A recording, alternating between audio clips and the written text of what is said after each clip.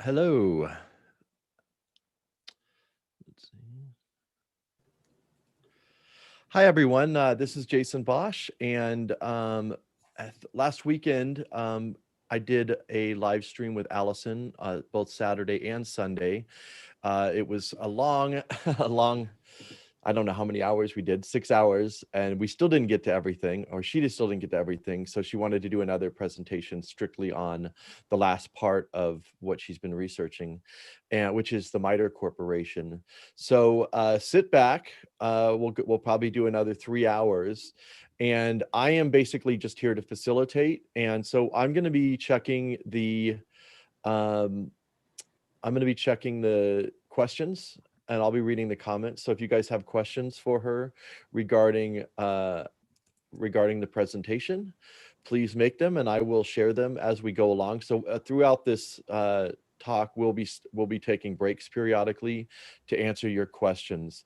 And if you could share this with your social media on either Facebook or Twitter or wherever you are at on the interwebs.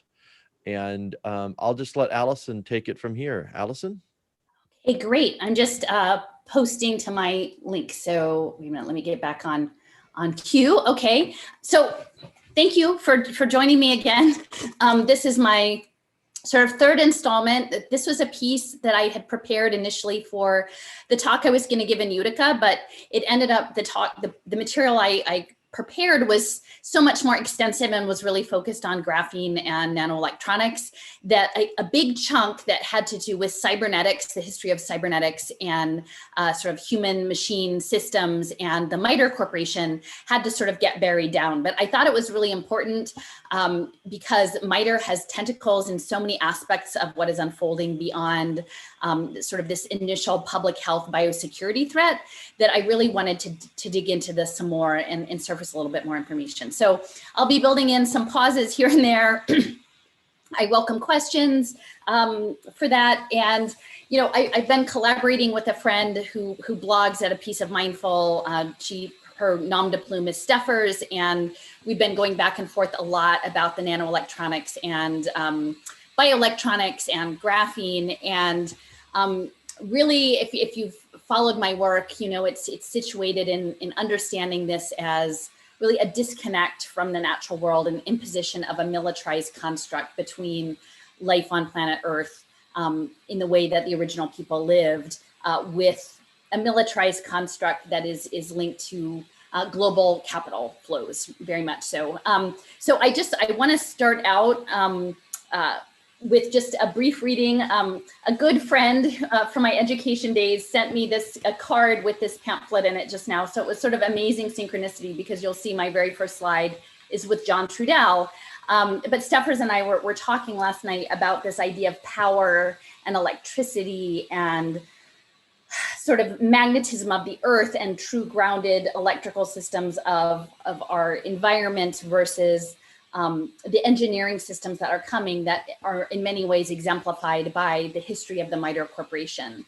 And so I think in this moment, as we're, especially around the world, there are a lot of people gathering together to speak out against the medical passporting system, the lockdown systems, the rising sort of bio-apartheid state that is coming into place, that we be very careful how we situate that. And that, you know, I've had some issues with the word of freedom because, as Stephen Newcomb talks about, the dom is tied to domination and the dome of being a citizen of empire. And that we really should situate this more broadly within the construct of not just our individual freedom as humans, but our right to agency and self-determination, but also our responsibilities to be good stewards of the earth and other beings, and to learn from the other beings of the earth, and to understand that we are all part of a web of electrical connection that predated any sort of cybernetic system, artificial intelligence system,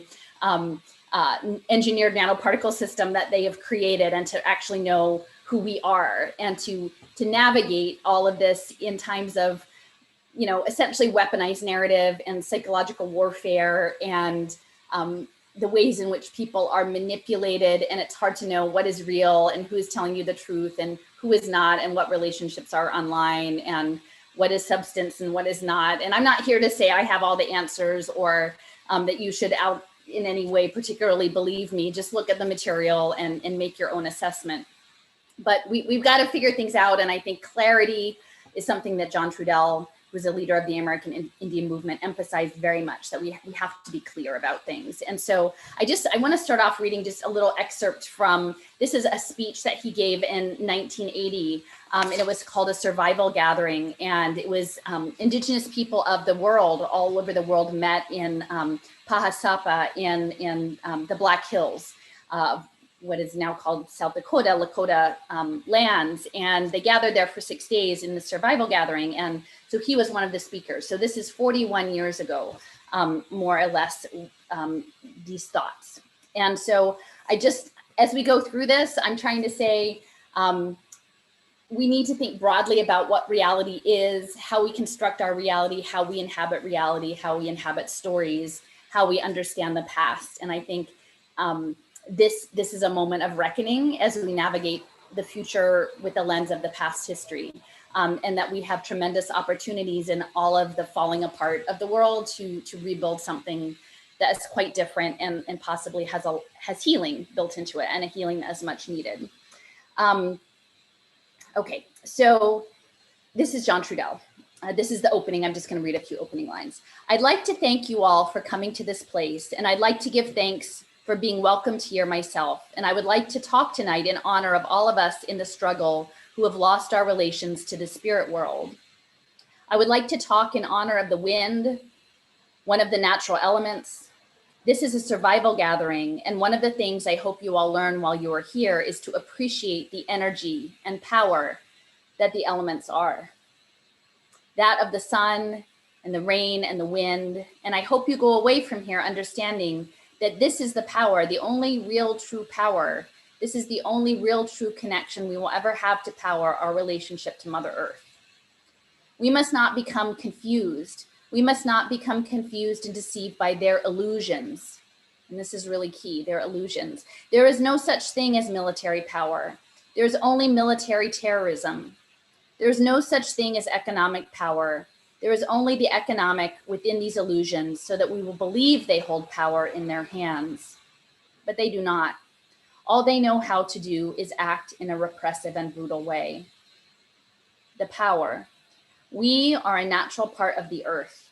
We are an extension of the earth, and we are not separate from it. We are a part of it. The earth is our mother. The earth is a spirit, and we are an extension of that spirit. We are spirit. We are power. And they want us to believe that we have to believe them, that we have to assume these consumer identities and these political identities and these religious identities and these racial identities. And they want to separate us from our power. They want to separate us from who we are. He says genocide. And so, so I want that to really be where an idea that you're sitting with as I go through this material today. Because the power is the earth of which we are a part, from the tiniest microbes to the stars, and we are all a part of that natural power, and that much of what we're living through right now is an illusion. It's how we imagine the world to be, and so I'm asserting this in some ways. You know, it feels a little odd to figure out how to share this information that I think is very important, but it also feels somewhat illusory. But then to realize that the illusion itself is something that we need to navigate together. So here, let me share my screen now. Also, Allison, real yeah. quick, you're getting there's a little bit of noise. I'm sorry, it's the fan. I can't do anything about it. Okay, all right. I know you want it to be good, but I can't make it any different. It's just what I got going on. No. I can't do anything about it. I'm sorry. Okay. So Mitre Corporation. It is what it is, but it may be an illusion. So take it for what it's worth as we try to figure out how to construct the story. When I fell into Mitre Corporation, it was initially because I'd had some background in cybernetics human machine systems engineering, artificial intelligence, Norbert Wiener. And when we went out to Aberdeen Proving Ground on the solstice, we did a gathering at a natural area nearby.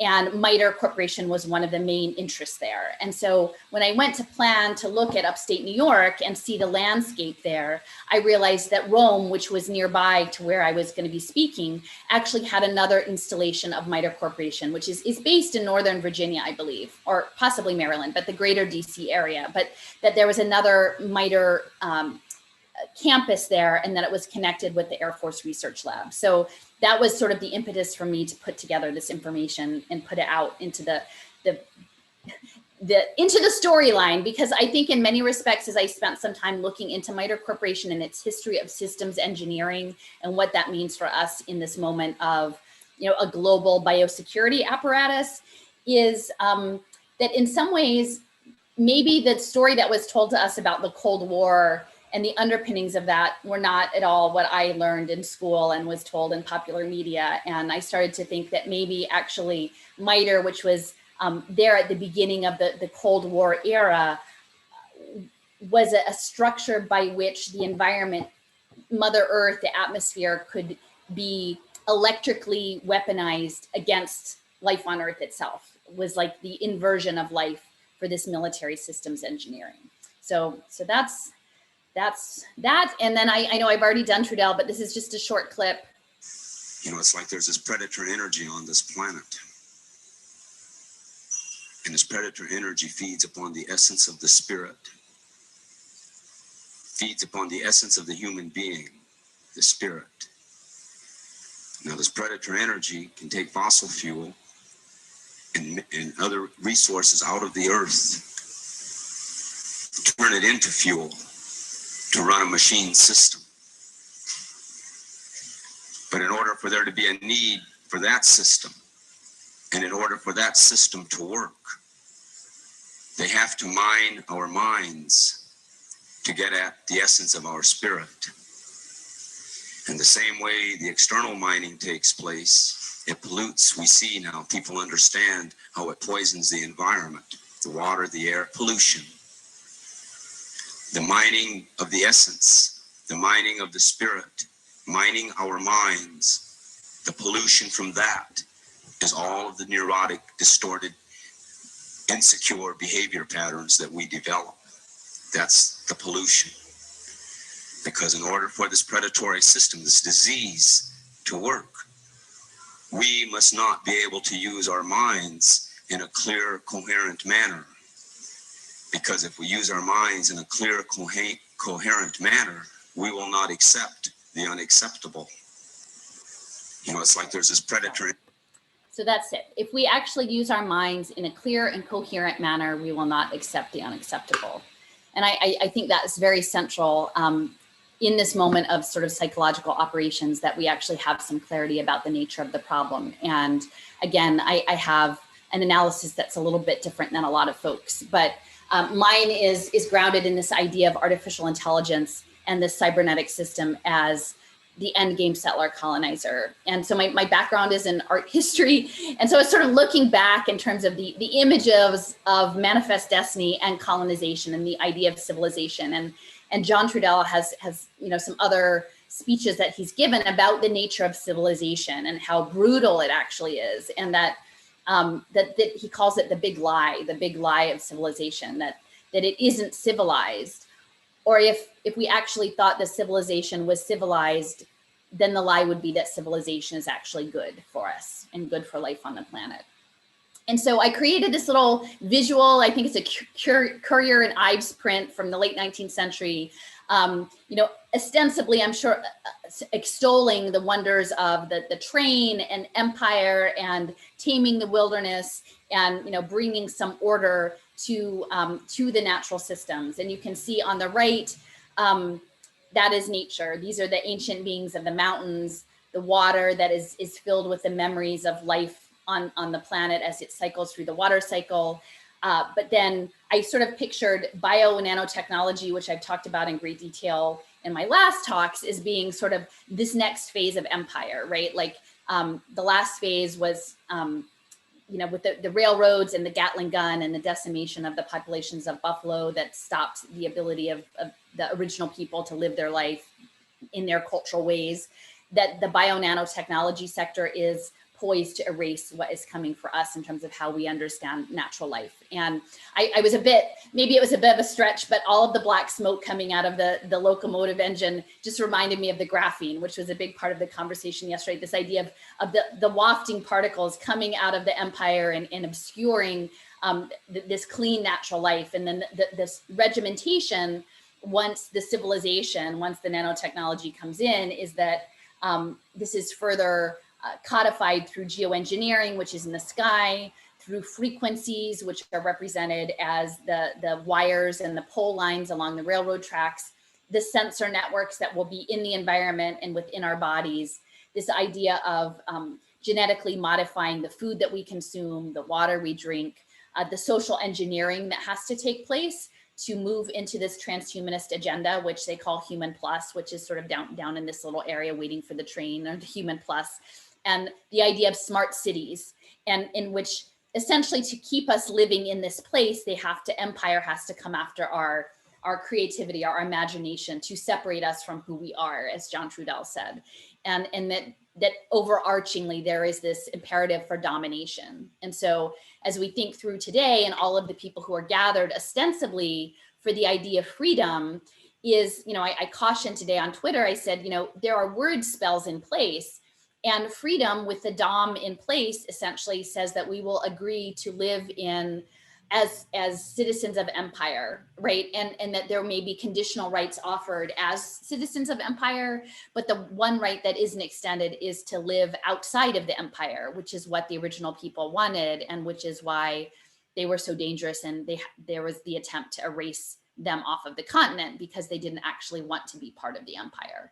And so I would just caution, as we gather, like today and in future gatherings, when we speak about freedom, that the DOM part is, I think, the catch. That's the back door of conditions. And I think at this point in time, if what we're looking at is an empire of biotechnology, nanotechnology, nanoelectronics, which is an unseen weapon that we should consider if that's the word we want to use, or we want to come up with other concepts and other ways to tell the story that we're trying to tell. So this is an encapsulation, an infographic I had just to sort of reframe for those of you who may have missed the first two talks. And I sort of have this like as, maybe a wallet card handout of the short version of what this is. And I realize I need to probably have a glossary for all of these terms. But it starts in the small circle and extends out. I say that you would sort of read it from the upper left to the bottom right. And a number of people noted that it seems like an egg hatching, and that maybe we should be scrambling this egg, which I'm all for. But I think first we have to know what it is. What is the story that they're trying to tell? And as we construct our own narrative, we have to be aware of how we navigate their story. And their story, the linchpin on all of this is the digital identity, which will lead to a digital twinning. And that's at this point, medical passport systems that are tied to blockchain and tied to this idea of an electronic wallet or a digital wallet, but is ultimately not exclusive to the health protocol, is actually going to be offered through other venues, including voting, education, public assistance, universal basic income, maybe reparations, these other ways of getting people onto a digital identity, the ID 2020 program. And that will be linked up to, in the twinning enterprise, your blockchain identity connected to sensor technologies will sort of build out in more and more finer and finer detail your digital twin. And as they build your digital twin in more and more robust detail, there's actually the goal that they can manipulate your twin in a virtual cyber space in a way that will affect your material life. And that's how they imagine it, whether or not they can actually accomplish that, but that's how they talk about it. And the policy justification for all of these things, clearly now we're operating in this, global health imperative, and that's the primary one, but managing people in status of poverty, which is exacerbated by the lockdown, as well as climate, which we all know that the pandemic crisis is interlocked with the climate crisis. And all of it is about channeling global capital through global impact markets, those are linked to government policies that are outsourced through public-private partnerships. And under the guise of transparency and accountability, they legitimize vast amounts of data aggregation, which coincidentally are then being fed into the AI, the artificial intelligence, to attempt to trigger the singularity. And so ultimately, poverty, climate, and health are being fed through smart sensor technologies in smart city environments. And all the meanwhile, they're building out the sentient world simulation. There's an element of signals intelligence and gamification, risk management, threat management, and Mitre Corporation is a huge piece of that.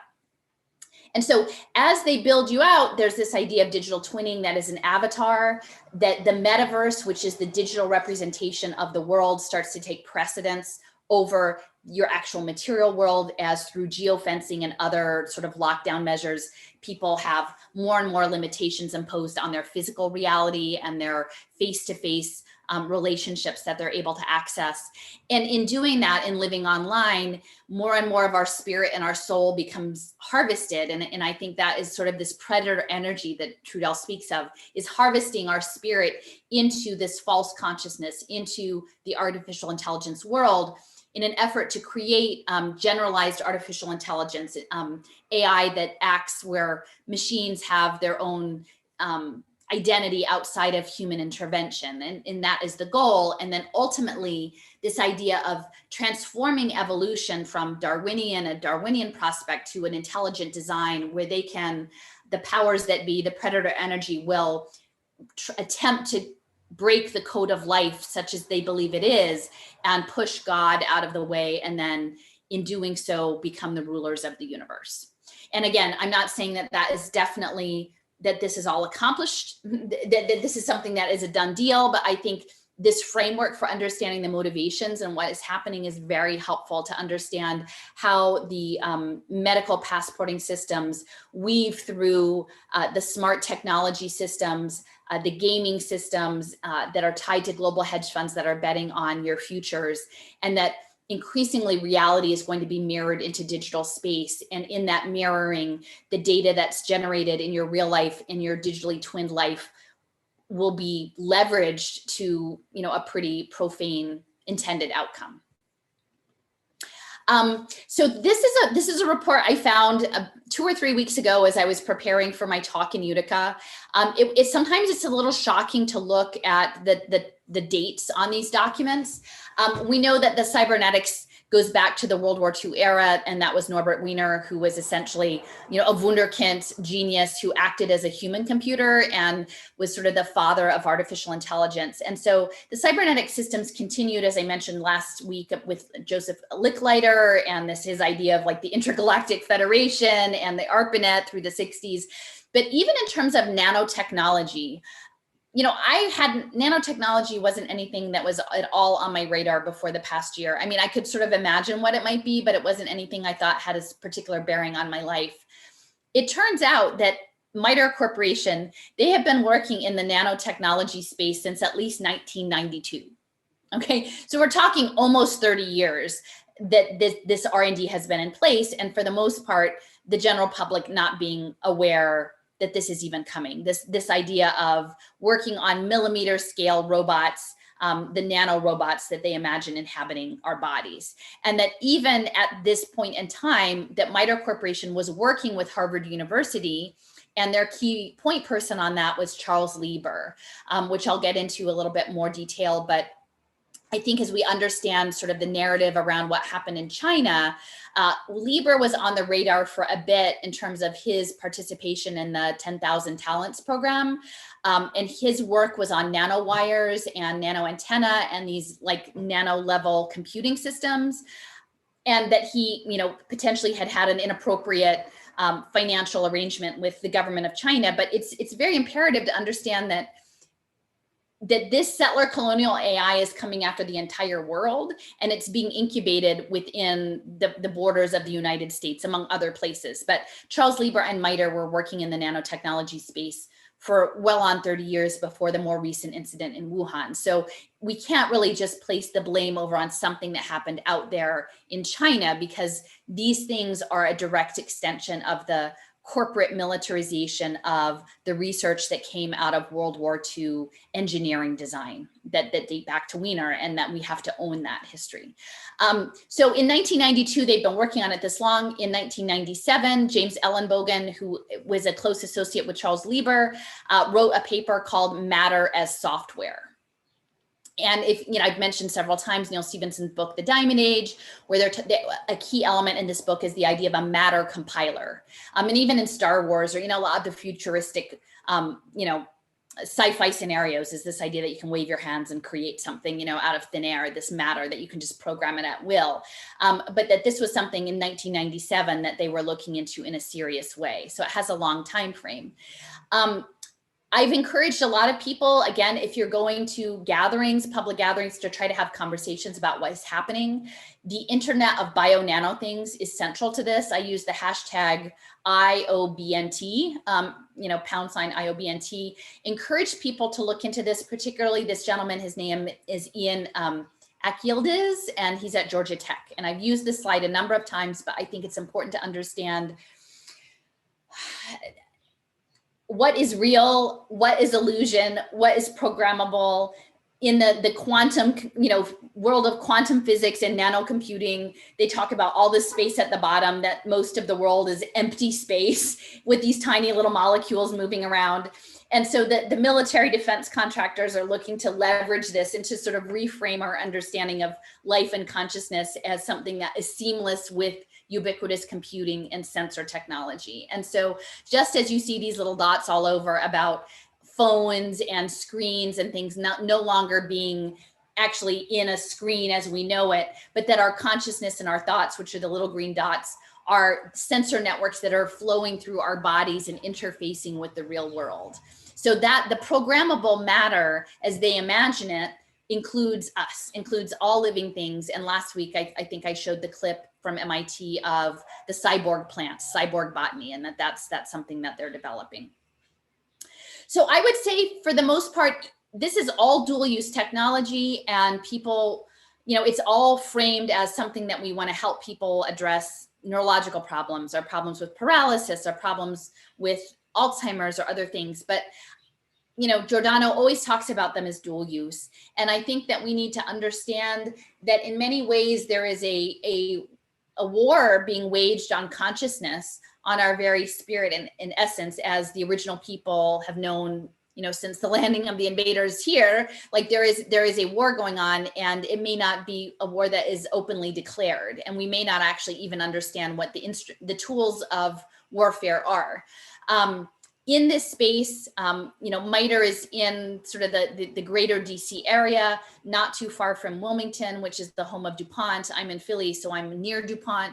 And this idea of DuPont playing also a leading role in nanotechnology, and working, and I've spoken about this before, in the space of the microbiome, this idea of using your gut to control the operations of your brain, the connection between the gut-brain axis and the vagus nerve, manipulating that, as I'll show later, through nanotechnology instruments. And so if we know that DuPont's origins as a chemical company were in gunpowder, in bullets and dynamite, what are these new weapons against natural life, and how does nanotechnology fit into what is coming? So, again, this touches on what I talked about consciousness, and I've mentioned this book a couple times, but Rainbow's End with Werner Vinge. It actually opens with this idea of a virus, YGBM virus, "You gotta believe me." And I'll just read this quote in this context of understanding what is real and what is projection and what is a frequency weapon. This is from the opening chapter. One other key individual is Alfred Vaz. This is actually from a review, an Indian intelligence head, and he and two of his colleagues from Europe and Japan have uncovered a plot to deliver a YGBM virus in a clever fashion.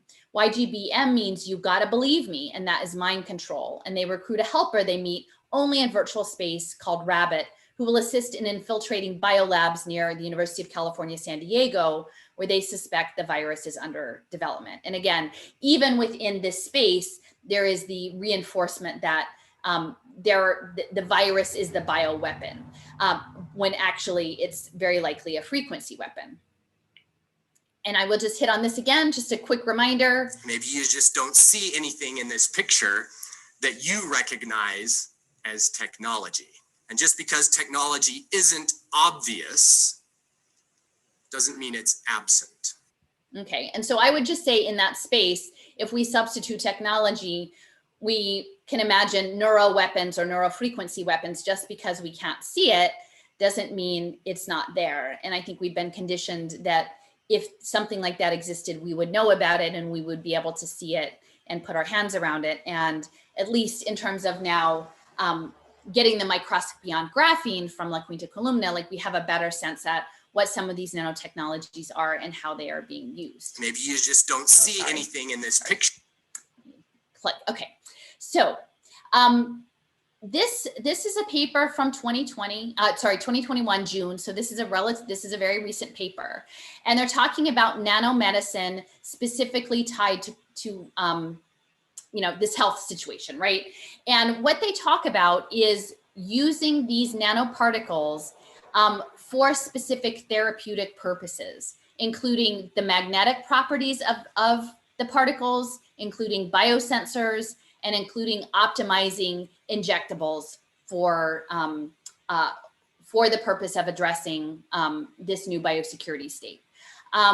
It says specifically that this crisis has set the stage to evolve the concepts of nanotechnology into reality.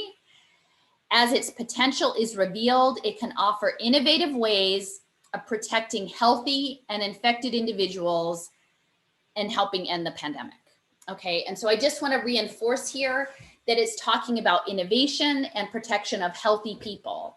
So this is normalizing the use of biosensor technology through nanoparticulates as a modus operandi. That would be something that all people will just be carrying around, nanoparticulates in their streams, biosensors to alert to some abnormality. And I will say, within the context of the Mitre technologies and the threat assessment, is that the situation has been framed is that even healthy individuals that don't meet a health parameter, as has been established by a largely militarized science research community, is a threat and can be dealt with appropriately, according to whatever brutal means what they seek to apply to deal with that perceived threat. But this is all based in biosensors. And I will say the other piece of this is, as we're looking at the neurological side effects for people, including seizures, that we're seeing more and more often, is the use of nanomedicine in neurological issues. Do we have a test bed now of individuals who will then be will enable further use of nanomedicine to address the problems that have been created through thousands upon thousands of people? And will that enable the hastening of human trials in certain nanomedicines, because they will say, listen, there's a very significant need and we need to proceed with this. We will just set aside the normal protocols and move forward. And I think that is a very real concern as well. So Mitre technology, I'm just going to come off on I think after this one, I'll have a point of stopping, but it talks about solving problems for a safer world. We have to understand that the origins, and I'll go into this a bit later, were in essentially threat assessment in the post-Sputnik era of using radar systems to monitor for air traffic under threat of missile deployment, nuclear missile deployments. And then from that space, they actually moved into a lot of other areas, including air traffic control. So again, systems engineering, if you imagine society as not unlike an air traffic control grid. So using those systems, artificial intelligence, community systems engineering, cybersecurity, which at this point now is going to include the biosensor space, computer security, economic and cost analysis. So that is going to be important going forward when we look at how the systems engineering interfaces and threat assessment interfaces with social impact investing, emergency preparedness. Sorry, I think there's something going on. So, okay. Intelligence, modeling and simulation, which is gamification, national security, public health, and risk management. So you can see these are all areas that Mitre is currently involved with, but it came ultimately out of this post-Sputnik era with a focus on radar and frequency. So Jason, I don't know if you're there, if anybody has any questions at this point, or if you have any observations. I just went and got coffee, so I missed Oh, the okay. beginning of it. That's okay. I know you needed. Well, listen, I just want to use this opportunity. If anyone is listening in at this point, it doesn't look like there's anything in the chat. So I do have one there. Well, there are, I have some things in the chat, but oh, okay. Well, I just want to say, because so Jason is here today, like he has put in hours upon hours of like upgrading his computer software interface, because we've kind of worn it into the ground over the past year. So I would encourage Jason, do you mind sharing your email for PayPal if anyone who's following along might like to support and help offset some of the costs? Because as you know, we don't do any of this behind a paywall. This is all upfront, but people have to live and people have to have the equipment to do the work. So I don't know. I personally, I'm gonna be doing this as soon as I ring off this call, but if maybe you could put it in the chat or let people know, because yeah, I advocate on your behalf. You're doing all of this amazing work with very minimal on such a shoestring budget, or no budget, really. The kindness of strangers and friends. Well, I'm on credit. Yeah. I was able to get a computer because B&H Photo had given, I had a credit, so I have 12 months to pay for my computer. So I have a little bit of time, which is good. But we still have to. It's still useful to do the asking, because we should, like, the credit industry is part of the whole control grid, anyway. Yeah, no, it's all bad. I mean, even the computer is, bad in many ways. Yeah, I mean, I don't really like asking for money, but if you want to donate, I'm gonna just assert it for you on your behalf. Do you mind? Sure. Just let people know. Sure. Yeah. Because I'm very grateful, and I want to make sure that I can pitch in, but I think other people would be as well. Because yeah, well, I know some people helped me get my van fixed recently, which was really helpful. Yeah. So, but yeah, it's Argus Fest, PayPal argusfest@gmail.com, which is the YouTube channel, argusfest@gmail.com. But yeah, okay. Well, thank you guys. For humoring me. Yeah, for sure. Yeah. And so I do have one question. Oh yeah, this is kind of a more broad question. It's, have we ever known who or what we really are? No, that's kind of a large, that's a big question. We are shaped, according to John Trudell, we are shapes of the earth. We are stardust. We are well, but I mean, it's useful. Actually, I was having a really good conversation with Cliff about this yesterday, and it's on the one hand, it's really unsettling once you start to work at things at a nanostructure and you imagine that they're creating things that are beyond our current ability to sense and manipulating things, and it feels very overwhelming. But like I say, life is on the side of life, and as much as they might attempt to assert their dominance in that space, I think nature still stands with us. So if we can get clarity around what's really happening and imagine that there are lots of possibilities that we may not even be attuned to or aware of, it's actually a lot less scary. So I think the possibilities of what we are much broader than just our material selves. And that's why I keep asserting is that, definitely build community, definitely assert, use your voice in the right way, definitely, educate, but also that it's the spirit part is, I think, where the energy is, and shapes of the earth. That's I'm not sure if you want to answer this one or not. I'm not even sure who this person is, but do you think Peter Josephs are opportunists or useful idiots? I think I missed the beginning of it, so I don't know who Peter Josephs are. Yeah, I don't know, and I generally don't tend to want to engage in drama stuff. What I say is,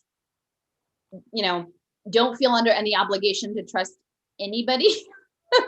Build your own trust relationships off a blockchain, listen, see what makes sense to you, and try to have clarity. And each person is going to have to find their own way through. And what makes sense to some people, won't make sense to other people.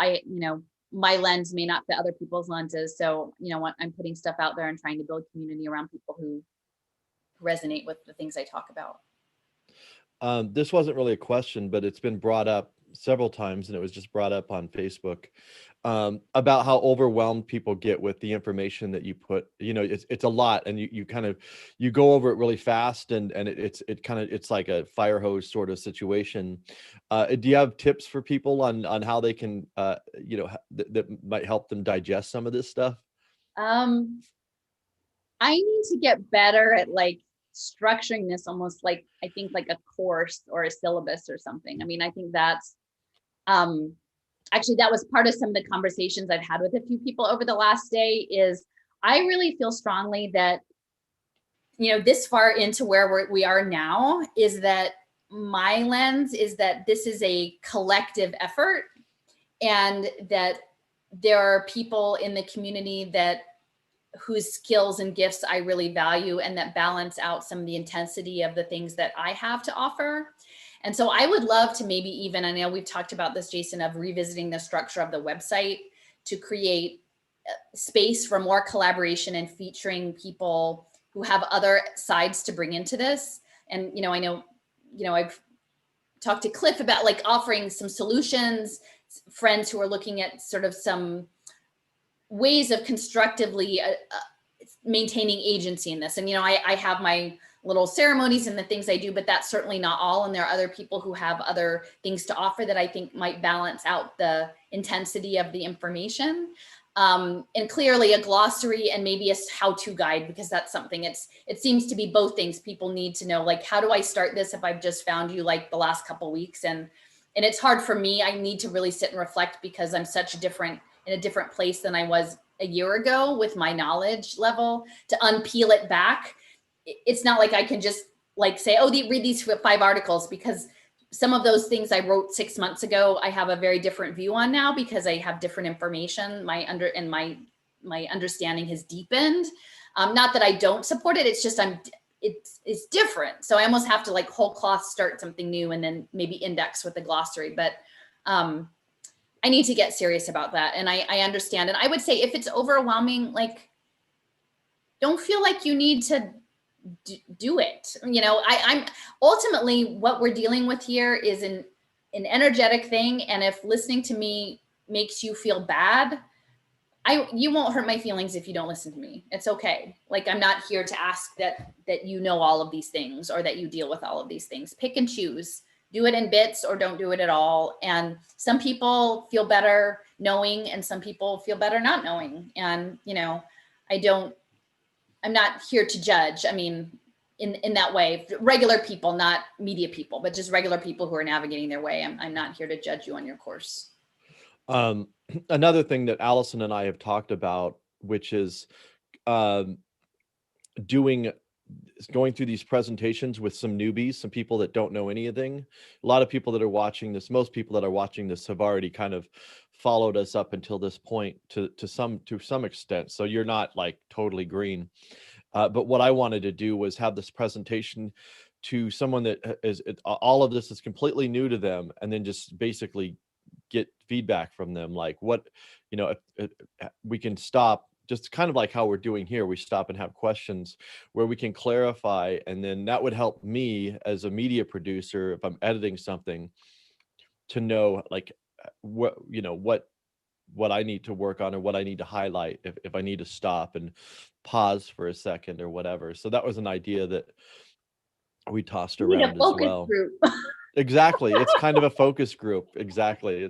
They do, that's what they do. They do the focus group. They figure out what's working. Social scientists doing What's working and what's not working. But I mean, people learn differently. I mean, I learn, differently than other people learn differently. And so it is useful to know kind of what works and what doesn't. And if there's something that makes sense to you, we've talked about this before, but take this information, because it's about the information. If you can figure out a way to present it in a different way, then that would be great. And I really do like the idea of having more collaboration, and I'm not sure how to both like administer that or moderate it or whatever, but having some file things where like I have a lot of infographics that get buried, but other people may have other ways of representing concepts, right? And we do live in sort of a meme-ish kind of world. And so there might be ways of setting up directories or things that are not just simply me, but are people like a collective, a curated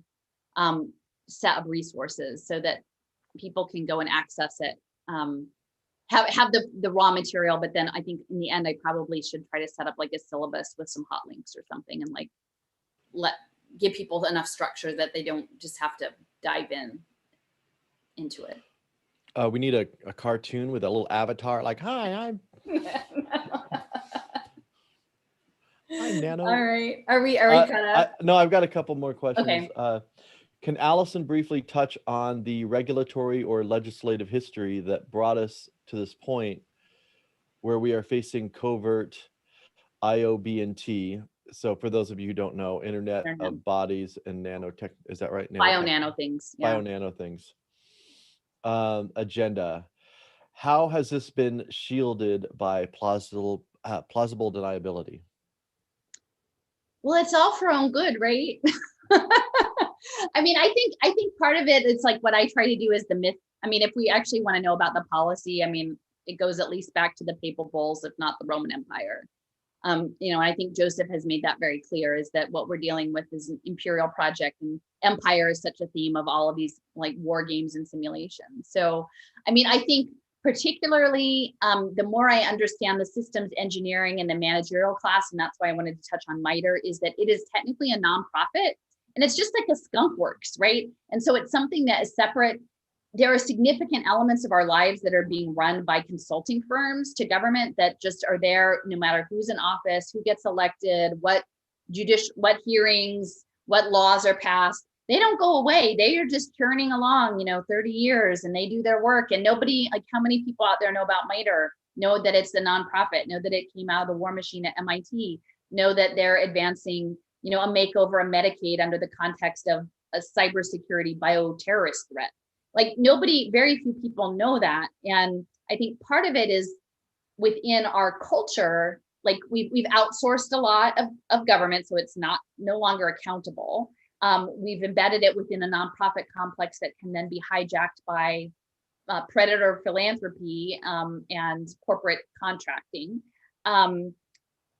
It's all baked into globalization, which again, I'm not a nationalist, but at this point, this coup of life on Earth is global in nature. Like even the major corporate and defense interests, they have no particular allegiance to any geography anymore, people of a certain geography.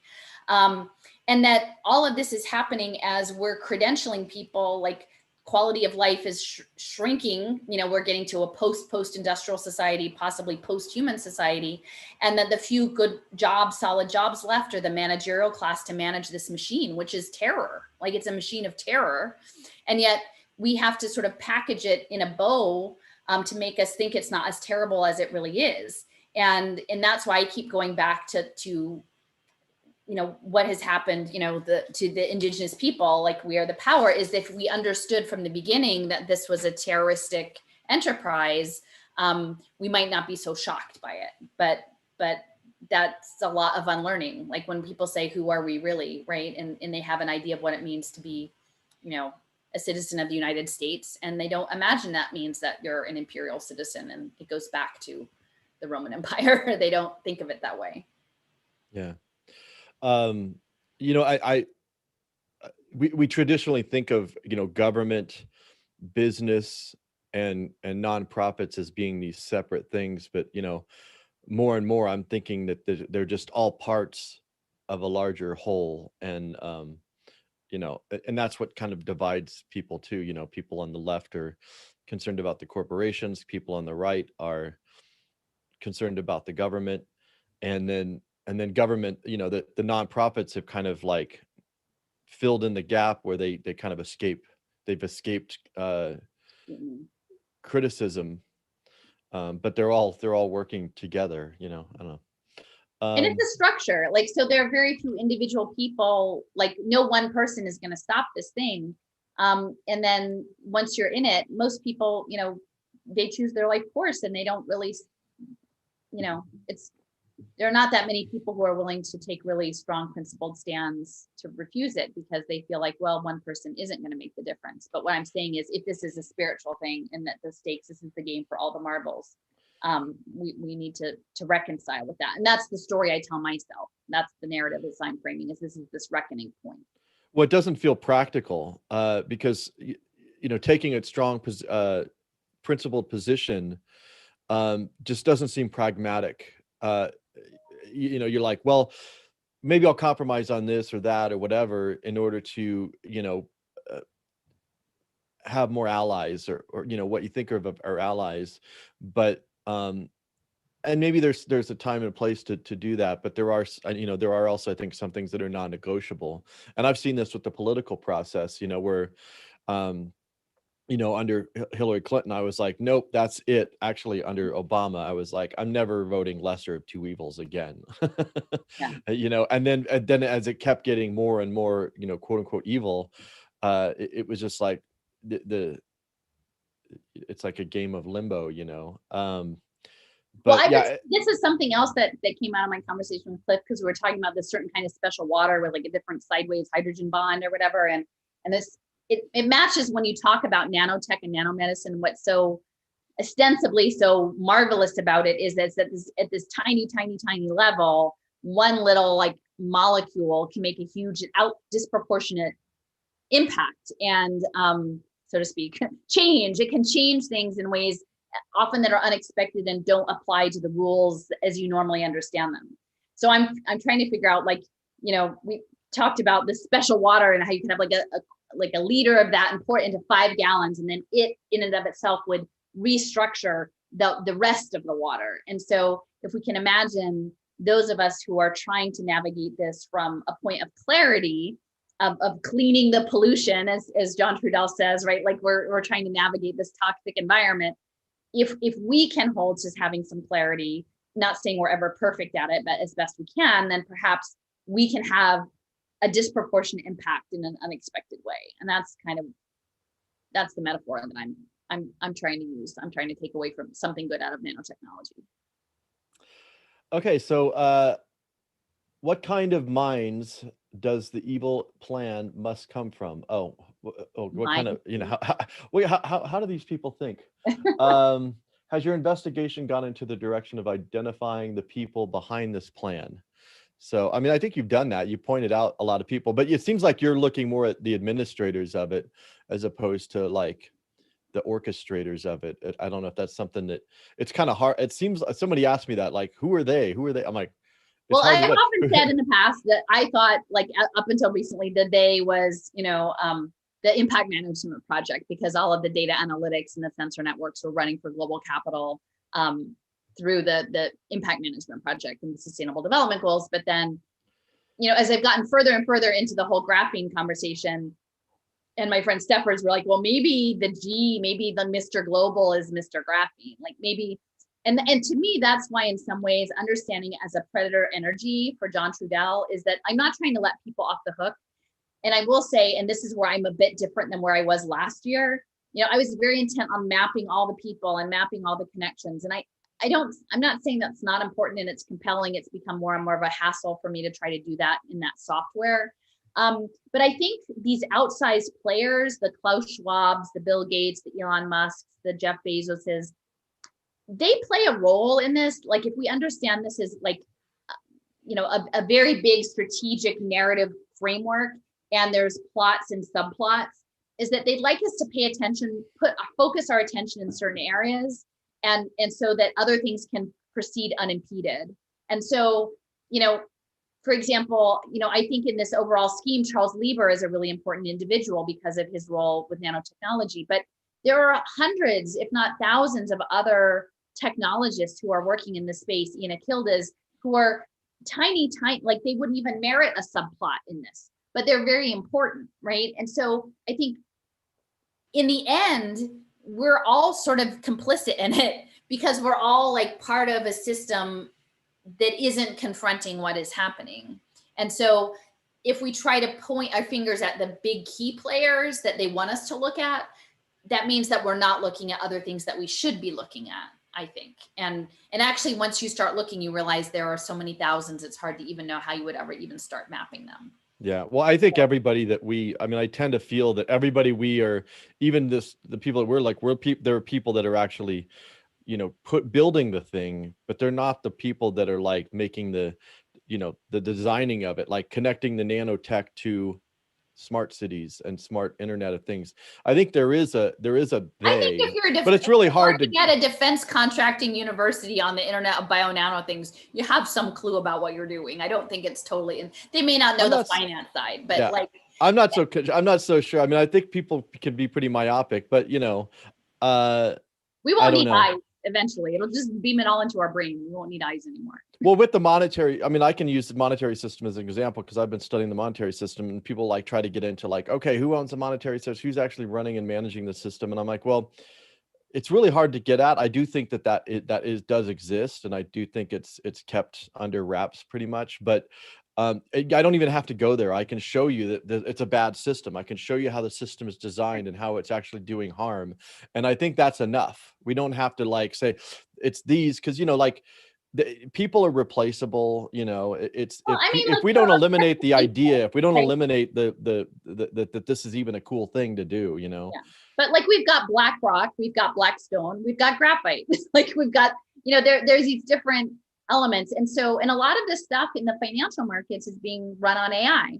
And I think increasingly, and I'll show this in some of the clips, is that these simulations are being run on AI. So when I literally say we need a global peace movement against settler colonizing artificial intelligence, that's, I think, where it's going. And then in that space, if the world is getting so profoundly out of balance, then it is up to each of us to try to figure out how to reassert a balance in actual Mother Nature as best we can from a place of creativity and love. So, where does Allison recommend me telling my friends where to start looking into all of this? I talk about transhumanism and some of my friends, and they think I'm crazy. you know, well, I mean, you know, I was recommended that you can't get someone to understand what they're not ready to look at. I mean, that's unfortunately that's true. And so I don't say believe me. I say here are the reports. Here's a link to the report. You know, I'll talk later about finding out that someone was doing synthetic programmable hallucinations, like computer programmed hallucinations that go directly to your brain. Nothing I ever wanted to know about, right? But clearly a guy from MIT last year just finished his dissertation on it, or 2019. So these are these original things to say, now, am I saying that they'll be able to definitely use this technology in the way they're talking about? I can't prove that. I'm not, as far as I know, part of their experiments, and I don't anticipate having access to their findings, but that's where their headspace is. And that's what I try to talk to people about. And it does sound crazy because I have to admit, like, I don't know, yesterday somebody took a screenshot of me and like put a clown face on me and said, oh, like making fun that it was about graphene and a planetary computer and the space program. Well, I can't help it if it's about graphene and developing a planetary computer system, and that this is all built on a history of cybernetics and considering space exploration. It might sound crazy. I mean, and I guess that's what the point that person was trying to make, was to make me sound like I didn't know what I was talking about, but it's very well documented what I was talking about. People might have a different interpretation of the materials about Microsoft's plan for the planetary computer and the barcode of life, and Joe Licklider's and his, intergalactic network memo from 1963. They might analyze it differently, but I'm saying, I think that there's a through line that we need to consider as we navigate what's coming, and it has a history. And so that's what I weave together. But I think it's based on trust, and it's based on people being prepared to unlearn and let go and face things that are scary. And so, yeah, don't force it on people, because it's not going to work. If you force it on people, they'll just be mad at you. This next question is really just a kind of a false misrepresentation of what's going on here. But is it wrong or immoral for us to bully them individually? I know this is personal opinion, but I'd like to say that the kid taking the contractor job from MIT, that they're not responsible for their actions I'm being a bad person for that. I don't quite exactly understand how that works out, but I think what they're saying is like, implying the idea that we're bullying people, maybe. I'm not sure, but I think it is important to, like, in terms of like pointing out people's names. First of all, we're not talking about, it doesn't seem like you're talking about the, a kid just out of college, Oh, no, university, no, this but person wasn't a mature adult. No, I mean, he chose to write his dissertation on that. He was someone who was into Hollywood special effects. And yeah, no, this was his choice. That was not his job. He chose to develop that technology. So yeah, I mean, we have moral choices that we have to make, and I understand there are economic choices that individuals make, but imagine where we would be if the people in the health delivery space were willing to talk about the internet of bio nano things, right? Imagine what would happen if the teachers were willing to talk about artificial intelligence feedback loops to program children for jobs where they're going to have to work as an avatar. Imagine if everybody in the world actually had the guts to say what was actually happening and to face it and to say, I don't want to live this way. I don't want, this isn't the world that we want. This isn't a world that's kind to our other beings. This is not a way of being that uses resources wisely. Like, there's a lot of things that if we actually all got together and were willing to look at the truth of it and refuse, it could be different. But people have to get there. And unfortunately, all of the institutions that people have been conditioned to lean on, government institutions, faith institutions, labor institutions, community-based institutions, like, they're all compromised. Like, these people, the concentration of wealth is so disproportionate. They've spread it around so much that everyone is compromised at this point. And so you have to be willing to walk away from the institutions as they are and rebuild them in a new way, which isn't easy. I'm not implying that that's an easy prospect, but it's so embedded. It's so much part of the fabric of our whole existence as it currently is, that it's hard to, like, it's hard for people to wrap their mind around, like, just turning their backs on it. Like, I tell people, like every single institution we have is thoroughly corrupt, not like a little bit corrupt, but like deeply rot corrupt. And it's hard for people to wrap their mind around that and say, no, we need to, I think people get overwhelmed, and the people, like, I mean, people could make different choices. I'm not saying everybody in every institution is, but at some point, when we're talking about creating a ubiquitous computing militarized synthetic biology world, we're going to actually have to say something. Like, the chance for the time for not saying anything it's going to be over. So I should probably keep going a little bit. Do you mind? Well, I have a few more. Do you want to do? Okay. Yeah. Let me just. Maybe we should just have a weekly talk show. Yeah, I mean, there's a lot, but so I don't quite understand this question, but maybe you'll get it. The paper from LQC, do you know what that is?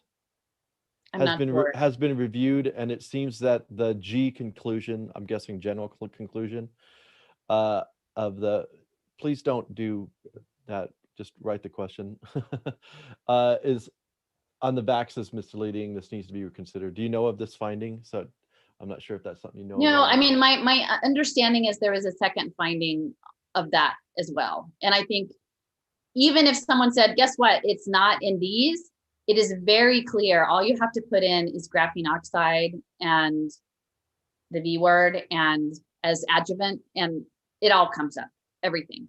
We cannot, at this point of the game, not look at what is going on with this two-dimensional material, and has been for 20 years. And we can't not look at nanoelectronics, which I think will be much clearer when I get into this a little bit in a little more detail. So, if people want to discount, again, you're relying on this idea of you have to have electron microscopy to have any authority in the position, which I would say from a class analysis and a domination analysis is wrong. It's just leaning into the scientism. So even if that analysis hadn't been done, the very fact that once it was exposed, people were deeply starting to look into what is actually in this material, how is it being used in pervasive ways, how much research has been used into cytotoxicity, its use in all sorts of nanomedicines, in its implication for reproductive health and placentas, and food and built environment. And I mean, the implications of it are staggering within the context of human plus life, which is what we're talking about. So I don't really even at this point talk about the C word anymore, because to me, it was never just about that. It's about the shift to transhumanism, which is clearly nanotechnology is a key element of that. And clearly graphene is a key element of nanoelectronics. I'd like to say something really quick too in regards to the clarity and the taking a position, because I've always been a very strong anti-war. I've always been like very firm. I'm like, I will not vote for someone who supports war because it's mass murder. And I think about the story of during the times of slavery, there were basically two groups of people trying to address slavery. There were the abolitionists, and then there were the progressives, I guess you would call them. And the progressives were saying, listen, this is too much of a part of our system. It's not practical that we can stop it, but let's at least like make the life a little bit like easier for the slaves. Like maybe we can raise some money to buy them and send them back to Africa, or we can make laws where the masters can't beat them or whatever. And the other group said, no, slavery cannot exist in any shape or form, and we must fight it with every ounce of our being. And I think that's kind of what we're dealing with here is there's kind of like a watering down and trying to like focus, it's just on the COVID, or it's just this, or maybe we can use blockchain identity cryptocurrency to help us, when it's taking a hard line is, you might disagree with it, but I think is a reasonable position. It's a fair position in the same way that being opposed to slavery is a reasonable and just position, even though it may not seem like you might feel like you can maybe make more ground by taking another route or something. I don't know. This is something that I was just thinking about. Are you familiar with Curtis Kallenbach? I'm not. Okay, let's continue on then, and then we'll come back to any questions. I'll keep collecting the questions. Okay. All right. So you're back. Okay.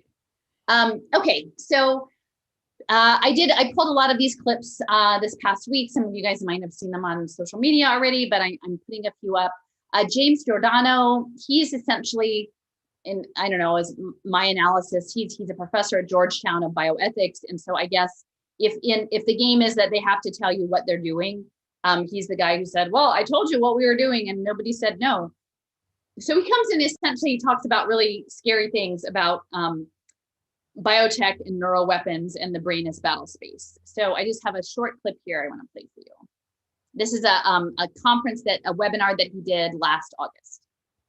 Big data by itself is able to take the relative capabilities and power that you get of understanding the brain sciences and augment that in ways that in some cases are arithmetic augmentations, and in other cases are far more geometric. In reality, what big data allows is to take the neurosciences as a convergent set of sciences, the natural sciences, biotechnology, the social sciences, as focused upon correlating neural structures and functions in individuals and in groups. And instead of just summating them, what's referred to as, if you will, sort of a sigma function, allows us to create an integral function across the range, the levels and dynamics of all the different types of information and types of data that we're learning about individual brains from the bottom up, if you will, from the individual neuron as best we possibly can, all the way to the amassed system that is that organism, that individual, that person. And then beyond that, how does that person interact within their ecology? Literally the rational accounting and dynamics of their housekeeping, their relationships, their resource use, their movements. And by doing that, we can do two things.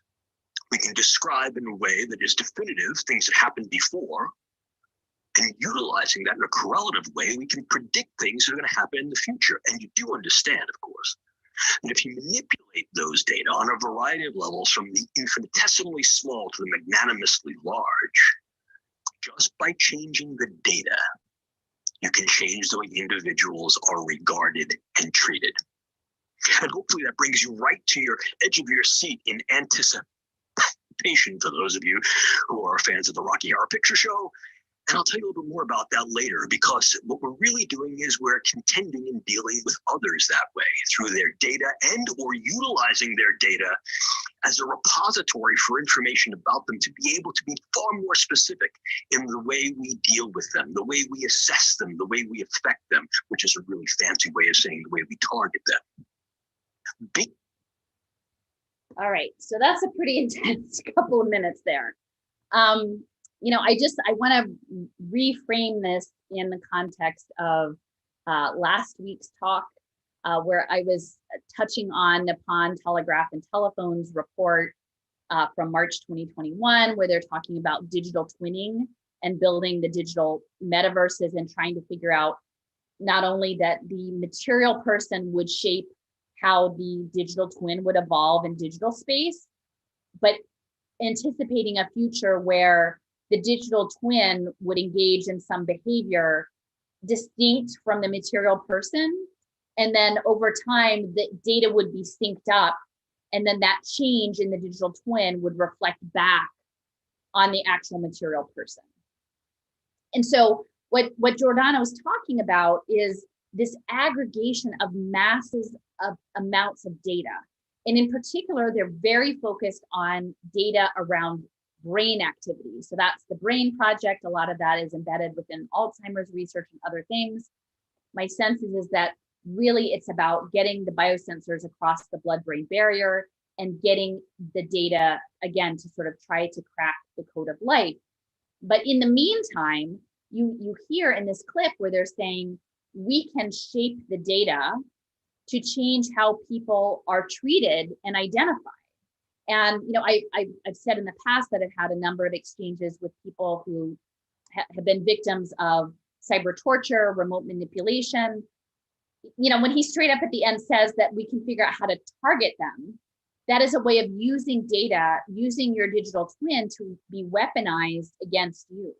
And that would be not only data about your biological function and your brain function, but also your function in society. And the stuff that he was talking about tracking housekeeping, social interactions, resource use, and mobility very much aligns with what we can anticipate coming, both with the biosecurity state and track and trace, as well as with the sort of sustainable development goals. And that is the technocracy element that Patrick Wood has talked about, inputs and outputs. So I find that this is a original document, and that's why, if you have people who are interested, have them check out my Twitter feed. For the most part, what I'm sharing are primary sources, so people can start to assess what is really out there, because these people believe that for the most part, by itself, they're not going to be affected. Now, I will say in the space, we know that soldiers, both active duty soldiers and veterans, are a major point of experimentation for these projects. The neurological prosthetic projects a lot of them are being run through DARPA. In this talk that Giordano gave, which was only about an hour, so very worth your time, especially to go back and listen to it a couple times once you start to get the hang of what I'm talking about with simulation and modeling, is that they're using the armed services to test their protocols. And a lot of the neurological damage is both physical, but then also emotional and tied to post-traumatic stress disorder. So they're using the harm done to soldiers to further their research and development efforts in the neurological space. So Giordano speaks of 3 different projects in that talk, which I will sort of just walk through. I think these are in chronological order, so each one builds upon the last one. He talks about subnets. So the subnet project was about getting knowledge and technology to deliver relief to patients with neuropsychiatric illness. Okay, so that's looking at brain disorders, but they're at this early stage, they're developing the technology and the knowledge to do that. Then the next level is restoring active memory, or RAM. And in this program, they were developing wireless implantable neural interfaces for those problems. So they've developed the knowledge, they've got the technology, now they've got the the wireless neural interfaces for human clinical use. Now, I will say some of those actually aren't all surgical imposed, and that's where we'll get to with Libre, is that these aren't necessarily all Neuralink programs, interventions that require major brain surgery, that these are ones that are connected to nanotechnology that are much less invasive. So they are framing this as addressing people with brain injuries. And again, I would say that ties into what we know about research into athletic brain injuries, the football industry injuries, head trauma. A lot of that research is feeding into this as well. And then this last one is called the N3, Next Generation Non-Surgical Neurotechnology. And that's what I was talking about, is that these are not simply surgical, that these are much smaller scale interventions. And so the N3 program then wants to do high performance bi-directional brain machine interfaces. And so that is actually, this is not strictly for brain injuries or psychiatric illness, but actually for use in the battle space, and that people would be getting information and sending information through the neural interface while in a combat situation. I think that is sort of where we're at this point. I don't know, they may have more robust other programs, but those are three that he mentioned specifically in that talk. Also in the talk, he talks about, actually this was a slightly different talk, but this is also Giordano, the caveats of collecting all of this biosensor data, particularly brain data, is that if you can assess it, if you can know it, that means you can access it. And if you can tag it, which is what they're working on doing with the biosensors, and I think will ultimately, some of the tagging will be done through blockchain electronic health records, then it can be targeted. And the target is a specific word that he used. People can be targeted with interventions. If you collect all the data in an interoperable way, it's much more easy to be hacked. And when you hack it, you can manipulate it. And if you can control the data, you can corrupt it. And so this is all in their very own words, is while we're talking about developing the Internet of Bodies, the Internet of Bio-Nano things, having us seamlessly integrated with sensor technology, they're also straight up saying that what we're doing is really highly dangerous, and we know that there will be problems with hacking and misuse. So in this space, let me see, this is my other bit. InBrain, a number of people had sent me some links to InBrain. Again, you can see they've got the hexagons again, which is the structure of graphene. Neuroelectronics is really big right now. And again, anybody who says for some reason we don't need to be paying attention to graphene, I would ask them how it is that they are asserting that, because neuroelectronics are really central in terms of the future human plus that is being asserted right now. So they're talking about decoding the brain and nerve signals, but that graphene, because of its conductivity, is a central part in this larger program. Again, when you think about NT&T, when you think about what Giordano is saying about data aggregation, stacking, and manipulation, this goes way back. A lot of people are familiar with this, but I will share the slide deck if people want to go back and revisit so that all the links are in one place. The Sentient World Simulation, that was based out of Purdue University, but it was with Joint Forces Engineering Command. And the idea was that you would have a continuously running model for the world, and that you would be able to assess different scenarios. And just like you might have a computer-aided design software version of an engine, right? And you would design that engine, and you might actually even have an engine prototype built out, and that you would run a lot of different scenarios about how to what the optimum conditions were for having that engine at peak capacity, because a lot of this is Taylorist, it's tied in with Taylorism, efficiency, scientific efficiency, that you could then use the data to feed it back into the actual real engine machine. And so they're doing this sentient world simulation at a global level, And I would assert that the systems engineering that Mitre Corporation is engaged with is very much tied in with the simulation and defense and threat analysis, which is increasingly connected into biosecurity and the biosensor data networks. But as Giordano has said, it's all hackable, accessible, hackable, compromisable, corruptible. And so they're asking us to do this not only for ourselves, but our children, all of the things on the planet, knowing that these things can go horribly, horribly wrong. Okay, so this idea of the brain as a computing system. This, oh gosh, I'm trying to remember. This is one of the,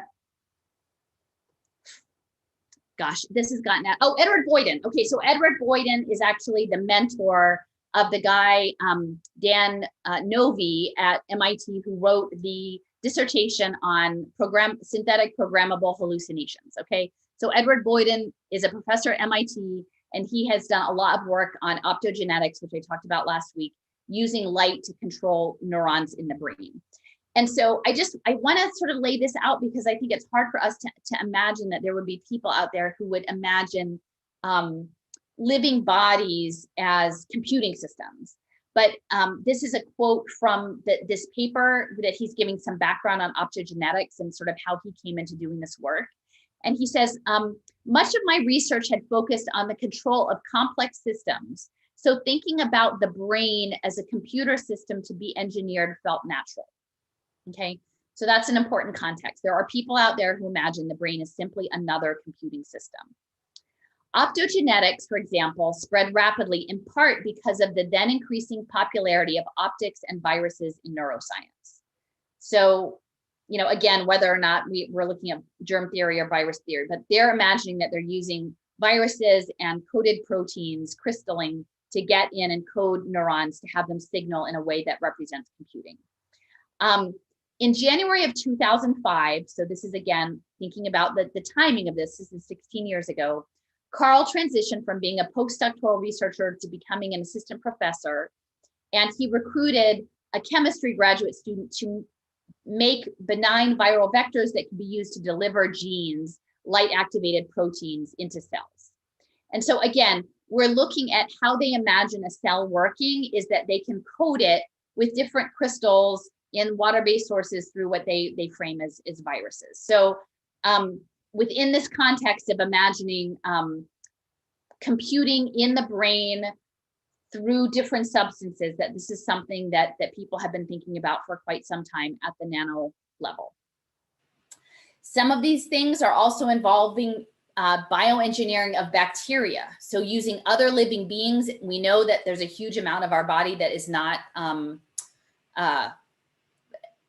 what we would think of as us, right? Like, what are we? And if we say we're shapes of the earth, well, then I guess it would probably make sense that we're also shapes of lots of other things, including in our microbiome, bacteria, fungi, all sorts of other things that live in our universe that makes up our physical body as we know it. Terrestrial. We're our own cosmological being, right? And so they're looking at now engineering not only us as our own cells that we identify as our cells to our body, but things that are harbored on us, including bacteria. So they're looking at bioengineering E. coli to then enact changes that are linked to human computing interfaces. And this is really important, tied to the microbiome and gut health.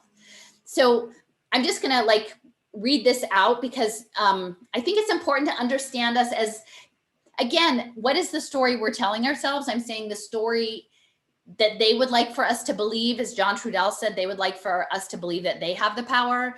They would like for us to believe that this is the story that we should buy into, is that we can be programmed by viruses and programmed bacteria. But it's important that we understand their headspace, is that information computing theory, information communication theory is based on having a transmitter and a receiver, and there's communication. And in there, this is all happening through electronics and a coding that we understand the language. And so they're essentially attempting to use other beings to recode the programming of how our inherent electromagnetic system is working, and doing that through bacterial networks, which is kind of crazy when you think about it. But a number of the people that have been in touch with me have talked about being connected through fungal situations, bacterial, like different sorts of infections, but that those are linked with the nanotechnology.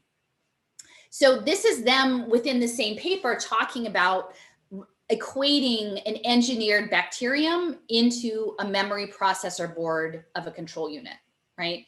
And so I would say most people in the world don't even know any of this stuff is going on, that, oh, you would imagine that we would use bacteria to, you know, get into your body and manage you in these various ways through your gut biome and your brain.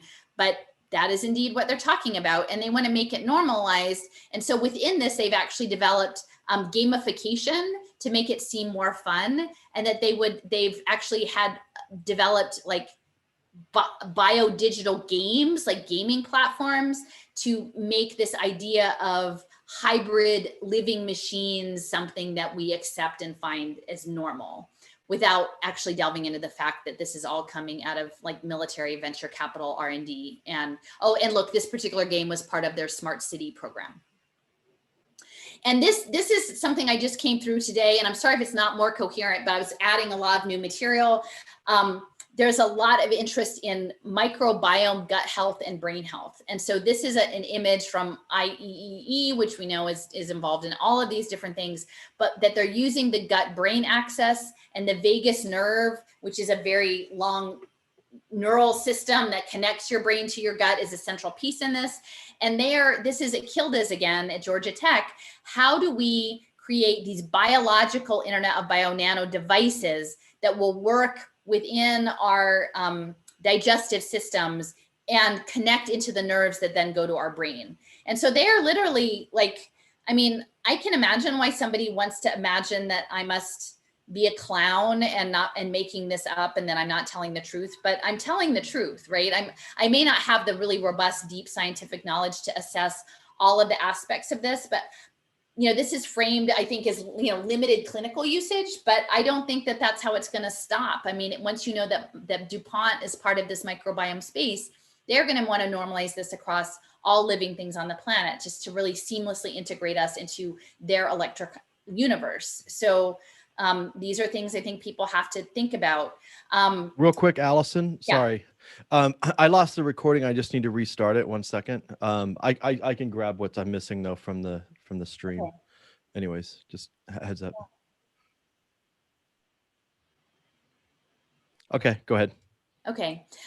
This is just touching again on the in-brain neuroelectronics. And I think there's a lot of growth in digital gamification therapeutics, digital therapeutics, electroceuticals that are coming. That's something that's actually been in the work for about 15 years. And I would say, like, I would ask folks in the holistic medical practice space, because we know that we're electric beings and that people are used to using different frequencies and good ways to heal people, but that increasingly, as we become more and more colonized by engineered nanoparticles, and specifically ones that are electrically conductive, that bioelectronics is something that is also going to be commandeered by the corporate apparatus here. The in-brain electronics that's looking at mapping your brain is working on vagus nerve therapies with Merck, right? And this is coming out of Barcelona, Spain.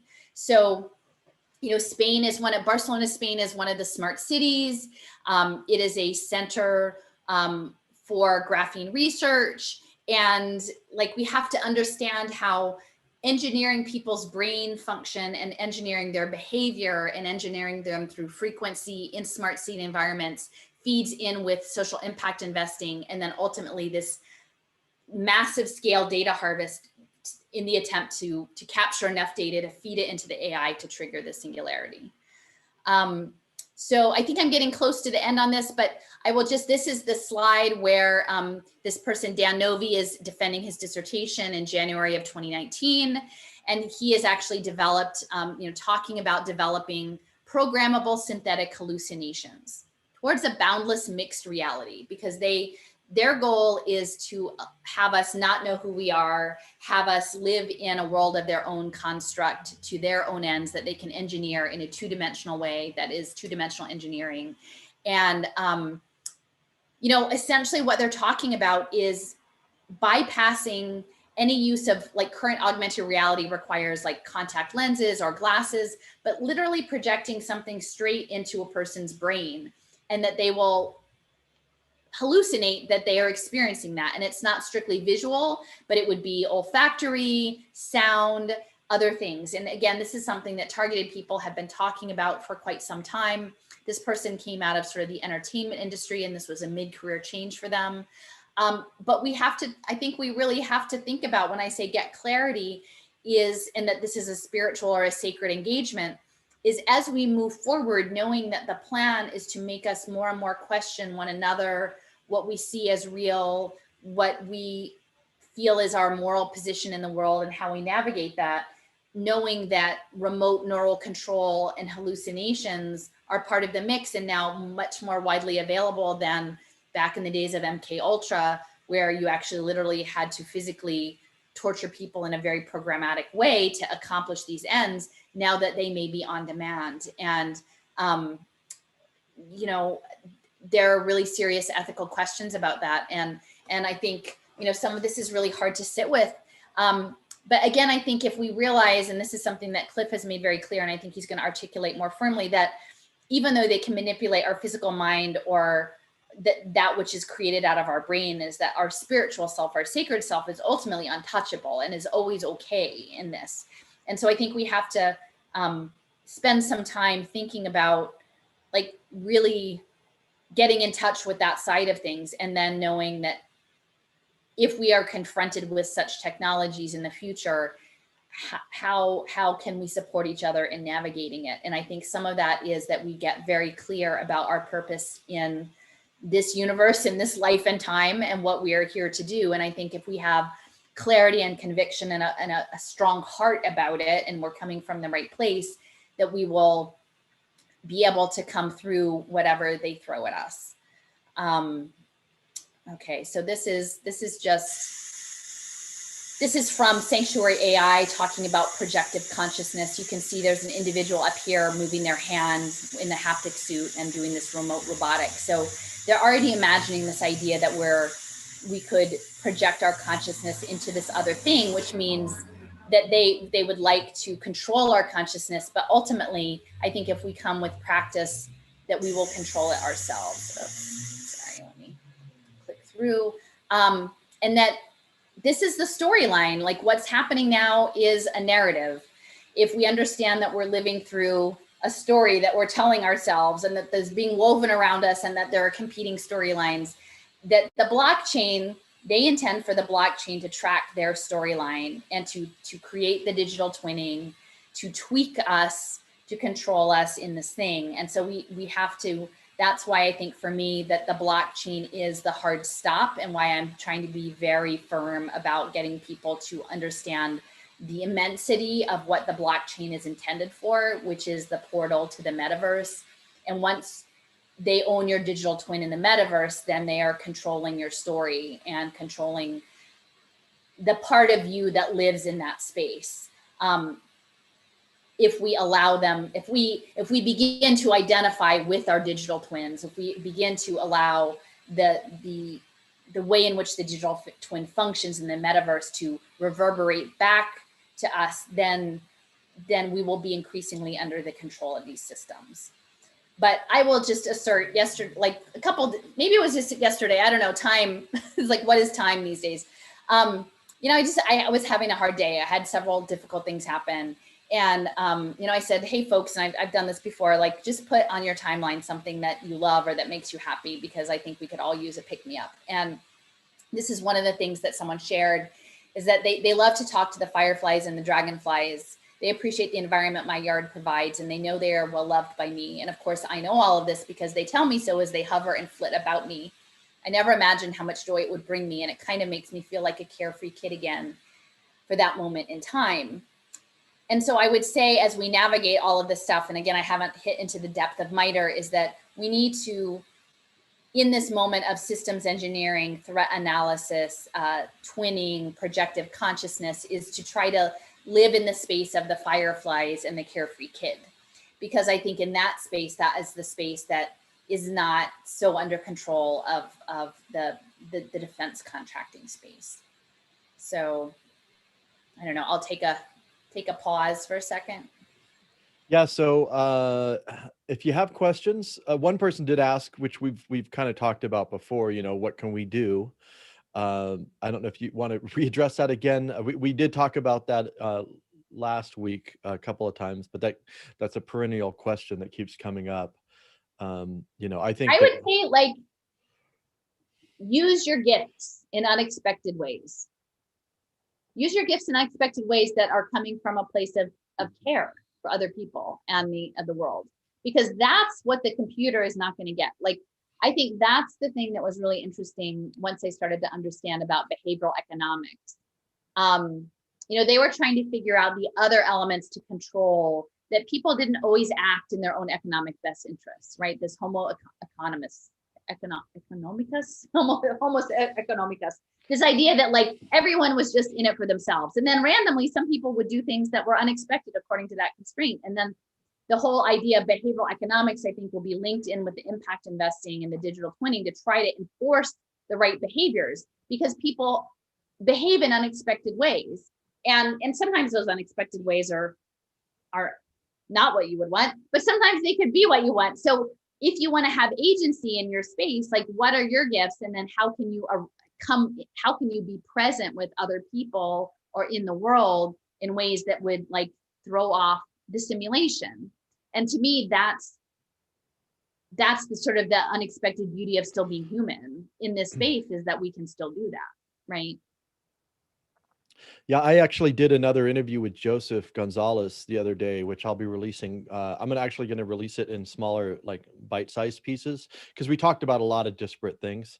But one of the things that we talked about was this idea of situational awareness.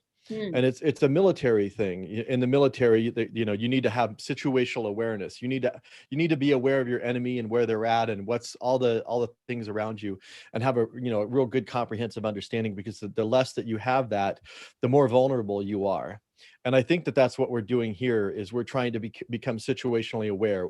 What is our situation? What position are we in? Even though it's difficult and it's hard and it's scary and everything, but you have to know that, okay, if nanotechnology is a part of this, that we need to be aware of it. If blockchain identity is going to be entrapping us into this system, we need to be aware of it. So I thought that idea of situational awareness was interesting. I'll release that clip. Joseph did a better job of explaining it than I am. But well, we also talked about winning hearts and minds. Right? That was a part of our conversation, winning hearts and minds.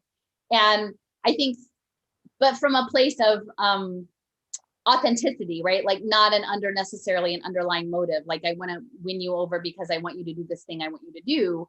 But what they most want is to enforce, like, the web of trust on blockchain, that somehow our humanness will be able to be trackable in that way. But I would say, how do you build relationships and hearts and minds in person through your gifts? Because I think that's what's going to count in the end. I mean, I say, I'm not showing up here saying you have any obligation to believe anything I say. I try to lay a lot of stuff out and say, like, this is how I think about it.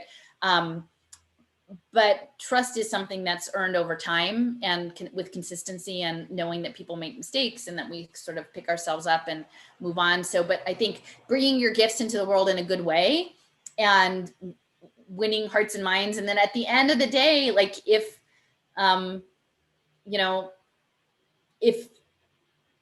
we have the time we have, right? We're given the time we're given to do what we're tasked to do, which is, I think, live in a good way. So enjoy it. Like, try as much as you can do to enjoy it, because I think this is one thing. If you understand this idea of a predator energy would necessarily feed off of bad emotion, feed off of fear, feed off of angst. This is one thing that I want to just assert, is that there's and I'm not saying it's not reasonable, but we have to struggle against it, is to be angry against people that aren't behaving as we think they should be behaving, talking down to, like, large groups of people and identifying them in certain ways. I think the talk of mass death is highly problematic, because in my analysis, I would think, if you agree that the idea is to get as much data as possible to trigger the singularity, they don't want to waste any of that, actually. And so they're going to potentially disable people or make people less strong to resist. But, like, mass death in any sort of 3 to 5 year time horizon isn't something that really scares a lot of people and freaks people out and again creates that bad energy. But they wouldn't have put all of these resources into building smart cities, building digital identity, building the biosensors, building all of these things, building the global capital markets, setting it all up, if they thought like within 3 to 5 years it was mostly going to be over. Because I don't think ultimately they want to trigger that sort of mass unrest. I think it is about controlling reproduction and other things, and I don't want to discount that entirely, but try not to stay in this place of like abject terror or wishing it on other people. Where would we want to be that we would somehow like want to assert mass death over our fellow beings? Like that actually doesn't feel good. We should ultimately, I think, if we're coming from a spirited place, believe that there are things that can intervene that we're not even aware of, and that even people who've made choices that maybe aren't the choices we would have made, that there will be ways of mitigating that, ameliorating that, finding other ways, wishing there be plenty of time for everyone to come to some realization of getting into a good place. Like that, I feel like is where we need to be at. And so I would just sort of say, you know, pay attention to who's telling what story, right? Because again, just like there's larger than life characters that want to capture everybody's attention and energy while things are going on behind the curtain. I do think from my conversations with Steffers is that ultimately biocompatibility with the nanotechnology is what they're after, at least in the short term. So mass death doesn't really serve that program so much. I won't say that there's not going to be medical compromise that happens, but I don't think that that's the end game. In the short term, anyway. Yeah, about things that you love, you know, one of the things that I've been doing to kind of keep me grounded, I guess, is I've been going camping a lot, and I've been going out to nature and just spending time with, you know, the other life on this planet. But I think that's really important to actually just step away from the technology and actually be with that which is being destroyed, essentially. You know, I don't know how else to put it, but you know, that's actually what's lets everything follow it, because we're bombarded with images and media and, you know, constant bombardment, and it clouds your clarity. Yeah. So I don't know, that's one of the things that I've been doing that I really love, is just to go out and just, you know, be in nature by myself. I know, be in nature. Be in nature. I know. And it's important to remember to make time for that, because sometimes I do get caught up. And then we're living in their illusion. We're living in their storyline. So again, I don't always have the best balance of navigating the storylines. And sometimes I do worry about putting too much intention. Like, am I putting,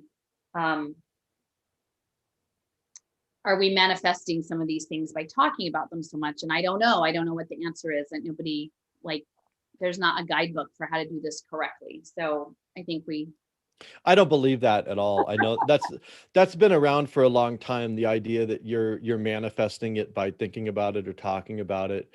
I mean, it's clear it's happening whether you talk about it or not. I mean, I don't buy that theory, and I don't think that there's really any solid evidence to back that up. It's kind of, I mean, I think some of it is, like, for me, is that if we know that peer reviewed journals a lot of them are quite bunk, right? Like, that's what's said, like a lot of stuff in peer review isn't provable. How much of what's happening is actually real? And I don't have the technical expertise to evaluate, because they say that they've used protein crystals and optogenetics, that it's a true thing. And I'm not trying to assert it definitely is. What I'm saying is that people in positions of power are talking as though these are their intentions. And so I try to hedge it in that way. So I don't want to necessarily give them more power than they actually have earned. And sometimes I've talked with people who are whistleblowers in that space, and they're like, no, it's not, they talk about things, but they're not actually real. It's kind of like, the University of Chicago computer model of the virus they developed, like, just because it exists in a report. And I don't want to over assert my knowledge. I'm simply surfacing like patterns and trends. That's like the human AI. yeah. Plus people market stuff. They're gonna, they're going to inflate their thing, and because they're trying to get funding, right? They want to get Right. they want to get money for their project. So yeah, Well, that's hopefully like the hopefully whole, there's a like, lot of bullshit in bioweapons, some of the like the stuff. whole like viral biowarfare thing. And I'm like, wait a minute. Well, if we're doing terrain, like maybe that's not a thing. Well, what was that? Like, was that just a whole bunch of money that went somewhere to like poof, like, and of course they're going to keep writing the papers because they're, they want to keep getting the money. So, yeah, I guess we have to have some discernment, but it's like, hey, heads up, if you start seeing like, experiencing certain things, like it may have something to do with nanotechnology.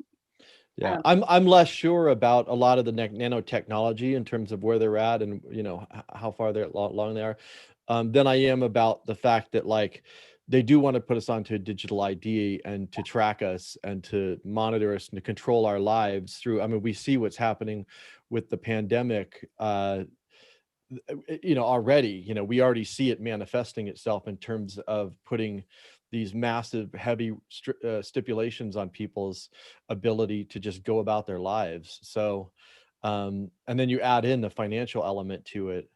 And then the other piece of it I'm actually working on, I'm going to do another show with John Titus here coming up, but the monetary piece is another huge chunk of this that needs to be incorporated more into it. If you have questions, they want to track how you use all your money. That's more data that they want so they can identify you, know how to target you. well, it's beyond with the money thing. It's beyond just tracking you because it's programmable, and it's smart contracts built into your actual money. So it's pretty terrifying. Oh, that's good. I'm glad you're going to talk about that. Yeah. Let's see. I'm trying to see if there's any other questions. I've kind of been following.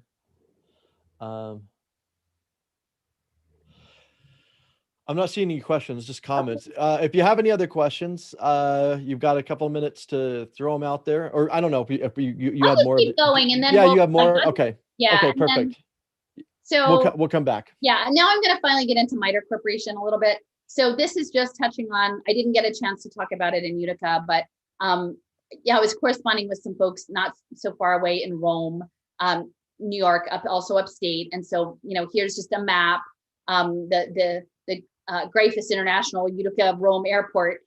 Mitre Corporation is up here. It's right next to the U.S. Air Force Research Laboratory. So again, as my friend Richard had said, they will control you from the air. That's their advantage, is controlling from the air. So the Air Force is a key player in the radar and frequency space. And so there's this overlap with Mitre, U.S. Air Force, but there's also BAE Systems has a facility there, and a couple of other space technology, cyber technology systems were local, so it was locally relevant. Just as far as a brief history of what Mitre was, again, it was a nonprofit company. It started in 1958, and it was spun out of MIT, and it was around national security concerns related to the Cold War and air defense. And so a big piece of the early systems was SAGE, semi-automated ground environment. So it was the radar systems, and it's interesting, you can see here in the image was an operator using a light gun, in this terminal. So Mitre came out of this Cold War environment. Again, I think I went over this slide before. They're here now solving problems, everything from air traffic control up to the makeover of Medicaid and Medicare. Every single thing that we're talking about today, sensor technologies, nanotechnology, blockchain, virtual reality, pandemic threat assessment, it's all built into Mitre.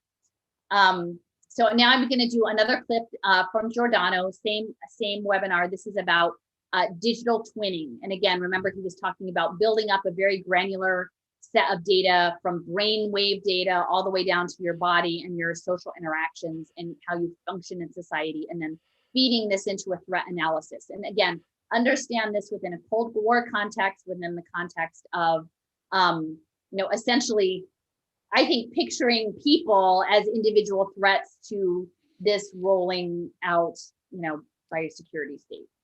But what big data allows is for much more of a temporally broad palette, literally from birth to grave. And that palette needs to then be accessible accessible and articulable in relatively real time. So if I'm going to know about you for reasons that are important to your personalized and or precision health, well, then those data have to be about you. And I have to be able to retrieve those data about you with your name on it, with some fingerprint, footprint, data print that allows me to de-anonymize those data and use them in a way that is specific and precise for you. What these data allow us to do is maximize storage, engage parallel computing, work in ways that are scalable and customizable and accessible and shareable. Accessible and shareable by the users and by the custodians of these data. And some of that shareability is legitimate shareability, and others may be somewhat more cryptic. But what this allows is a tremendous capability in data acquisition and tracking across domains that go from the cellular all the way to the social, across levels from individuals to populations, across geographies, allowing relatively complete geospatial access at any real point in time, which is part of the point, to be able to pinpoint this person is here at this particular time doing these things, and we can relate that spatio-temporal reality to various factors of their past in terms of physiological characteristics, behavioral characteristics, social dynamics, ecological dynamics, genotypic characteristics, and in so doing, utilize these data engines in a pattern generative predictive way, which then allows us to work across time and to work across groups, not only in a comparative way, but to determine certain norms, abnorms, and to affect those norms and abnorms and the way the normal and abnormal are regarded and treated in a variety of circumstances and situations, from the quotidian to the critical, from the private to the public, from the medical to the moral. All right, so that's another weighty section there. I just gotta say, Giordano's voice is like knives in my stabbing me in my ears. I know he says it in such a perky way too, right? Like, oh, but I mean, like, so he's saying this in August 2020. So, you know, the whole track and trace, everything is up and running, and it's clearly said in that context. And I think it's really important that people understand that the whole narrative around precision medicine, personalized medicine, which is not unlike personalized learning, which is something I'm very familiar with in coming into this from the education space. This is all going to be tracked on your electronic health record. And that's something that Zeke Emanuel was a central figure in setting up under the Affordable Care Act, the digital records and the electronic records. And I think I said previously that the state of Delaware is a pioneer in blockchain electronic health records. And of course, there's the Biden connection there, as well as corporate, incorporation purposes, all these companies that are incorporated in Delaware. So this idea of your precision health data in real time that is linked to predictive analytics, not simply about you, but about whole populations, and that it can be manipulated, is pretty intense. Right? I mean, I think that's something that people really need to understand as we wade into this idea of, medical tracking systems that are tied to sensor networks that are not just wearable technology, which is where I was, a couple of months ago, but really linked very deeply to the biosensor and the connection to graphene. That is heavy stuff. And once the predictions are made, it's not simply about threat assessment, which again is where Mitre was. It was always about, scanning the horizon and imagining what the threats were out there. That was in the nature of, planes dropping bombs or nuclear missiles, but that now our bodies are the potential, are being viewed as weaponized systems against society in some way, against the technocracy, against the smart city polis that is coming, and what that means for us. It's pretty insidious. Oh, whoops, sorry. Sorry. Okay. So Mitre, 1958, came out of MIT, the War Machine. The head of the board of trustees of Mitre was a gentleman. His name was H. Rowan Gaither Jr. He was the head he also was the chair of the Ford Foundation. And so anybody who has any knowledge of activism in the nonprofit space knows about the role of the Ford Foundation and its outsized influence. So the fact that Gaither was doing not just the Ford Foundation, but Mitre is very significant. Other players in that, in helping get it set up, was the director of military engineering at Bell Telephone Laboratories. That person actually became the president, and that the offices would be in the Air Defense Systems Integration Division. Okay, so it's Mitre, even though it is a separate incorporated entity as a nonprofit, that it was working hand in hand with the Defense Department. And in some ways, then that makes it accountable not to the people who might have some oversight over elected officials and the Defense Department, but it's hands off and it's handed over to the influence of philanthropy and technology interests. Okay, so this was evolving after several studies, was the development of this, but it's definitely a defense apparatus that is not accountable to the citizenry of the United States. So the other important element about Gaither was that he in partnership with William Draper III and this person named Anderson that I can't find out much about, but they actually developed the first venture capital firm on the West Coast. And so we know really venture capital was sort of birthed out of the commercialization of a lot of the research and development of World War II in the greater Boston area. So that was focused like venture capital in greater Boston, which is something I learned when I was working in the ed tech space. But essentially Silicon Valley as a venture capital hub, Gaither was in on the ground floor with that, with Draper, which is really significant. Knowing that as we're moving forward, the place where they were based, which is Palo Alto, is now Nippon Telegraph and Telephone, that is advancing the digital twinning, just set up their own research innovation lab in Palo Alto as well. So the money of setting up and essentially a whole cloth creating Silicon Valley in this Cold War construct is important. This is again just touching on Gaither being on the board of RAND and on the board of the Ford Foundation, and he was actually part of this blue ribbon panel that said that the Ford Foundation now needed to become an international philanthropy. So that is Gaither's position in this. And then his partner, again, so RAND is advancing today the Internet of Bodies and working on pandemic insights and managing the Internet of Bodies in relationship to a perpetual pandemic state. And the Ford Foundation is a major player in the impact investing space. They have $1 billion being put into mission-related investments. They're clearly involved in response to the lockdowns that have happened and the global economic shift that is underway. On the left is an image. This is from the Sustainable Development Goals, their partnerships.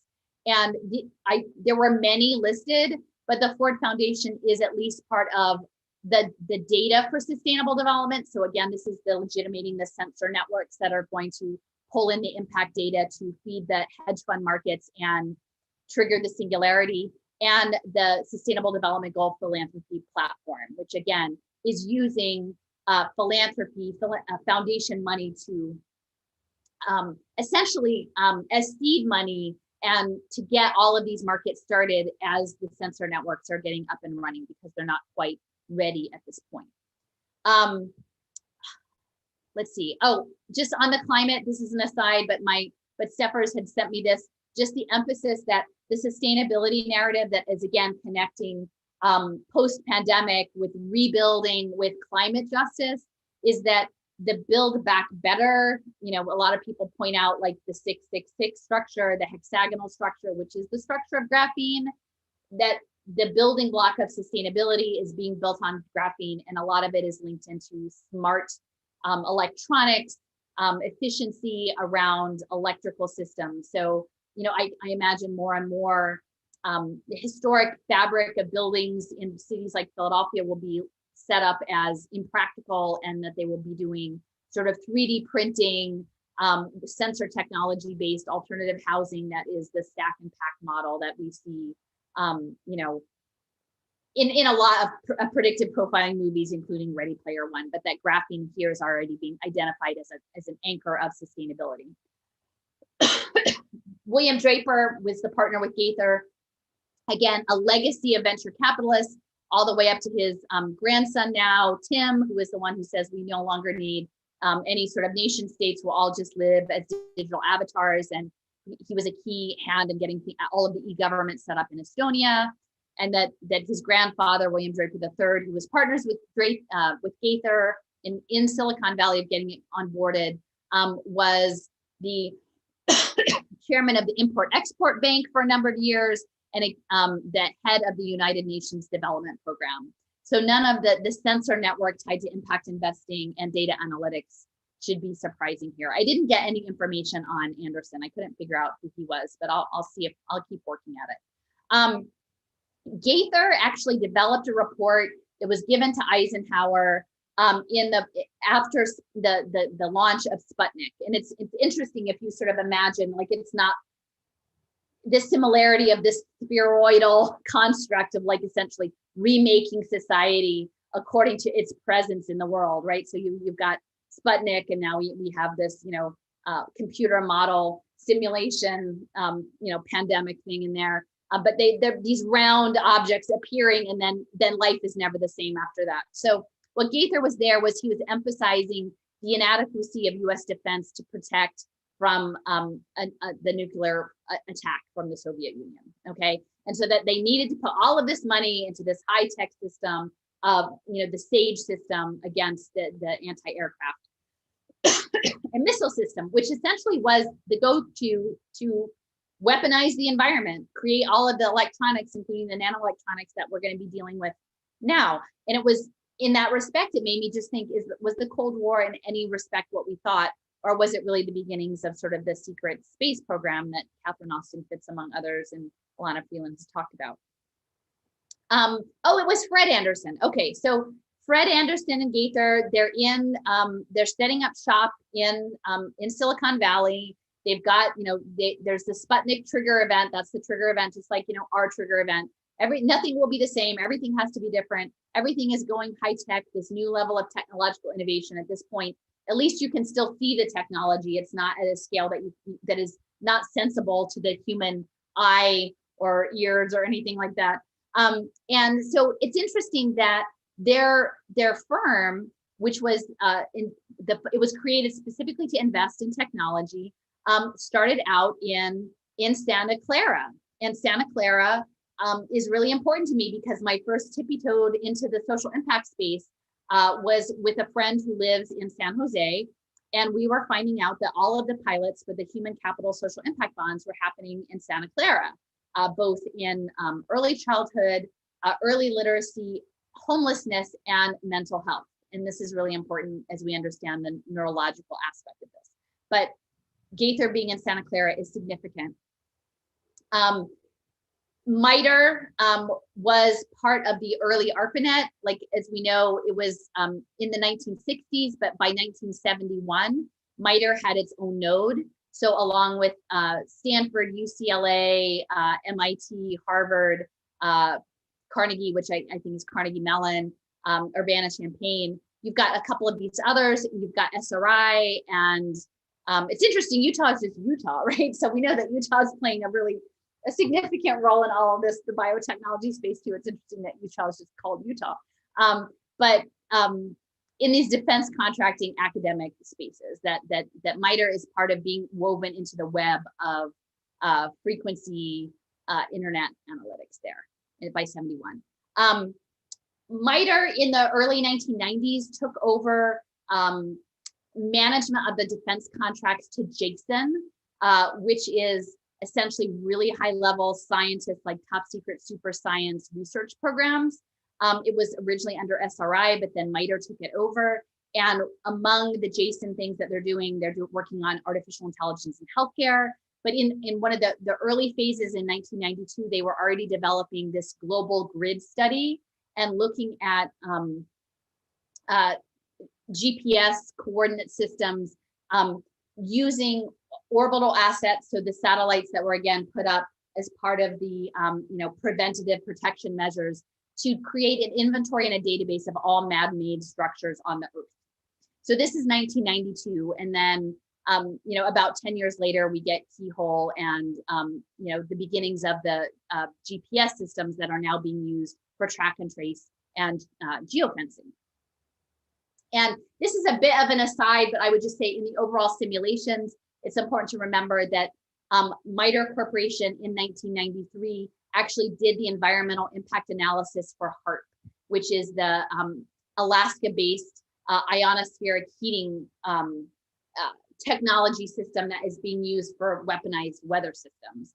And so Mitre's tentacles are into everything from the GPS systems also into weaponized weather simulations. They were a key player in military simulation. That's part of the threat analysis and the gaming. This report is from 2017. It's important to know that Mitre is a player in mixed reality, augmented reality spaces and gamified spaces.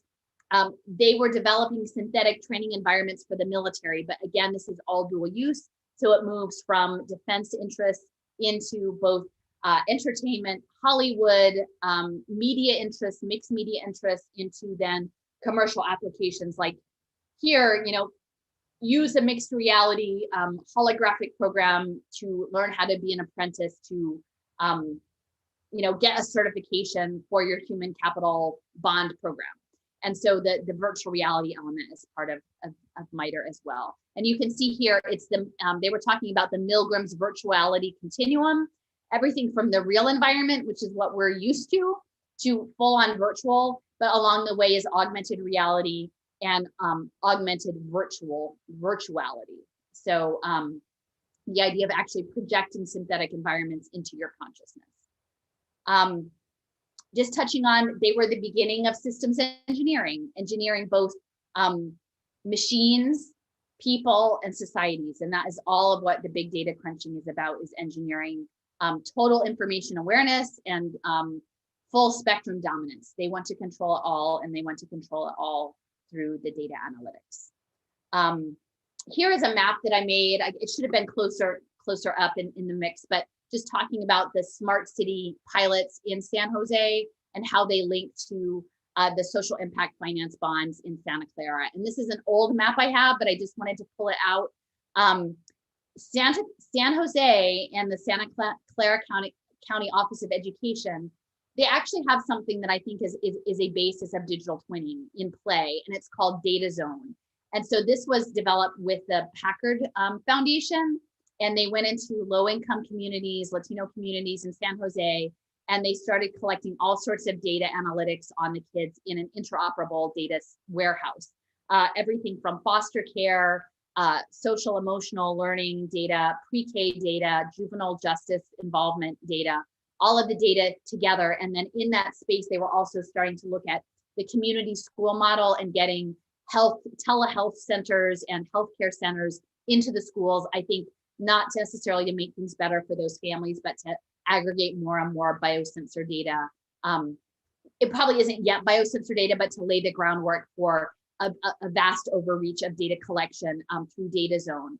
And the importance of Data Zone is that now I think it's over 500,000 children's data is in that warehouse, but that it fed into something called the Silicon Valley Regional Data Trust that was originally National Science Foundation money, but was then scaled with Chan Zuckerberg. So Mark Zuckerberg and his wife Priscilla Chan, they scaled it, and then they embedded it within the Silicon Valley Regional Data Trust and the National Interoperability Collaborative, which ultimately feeds to the fusion centers.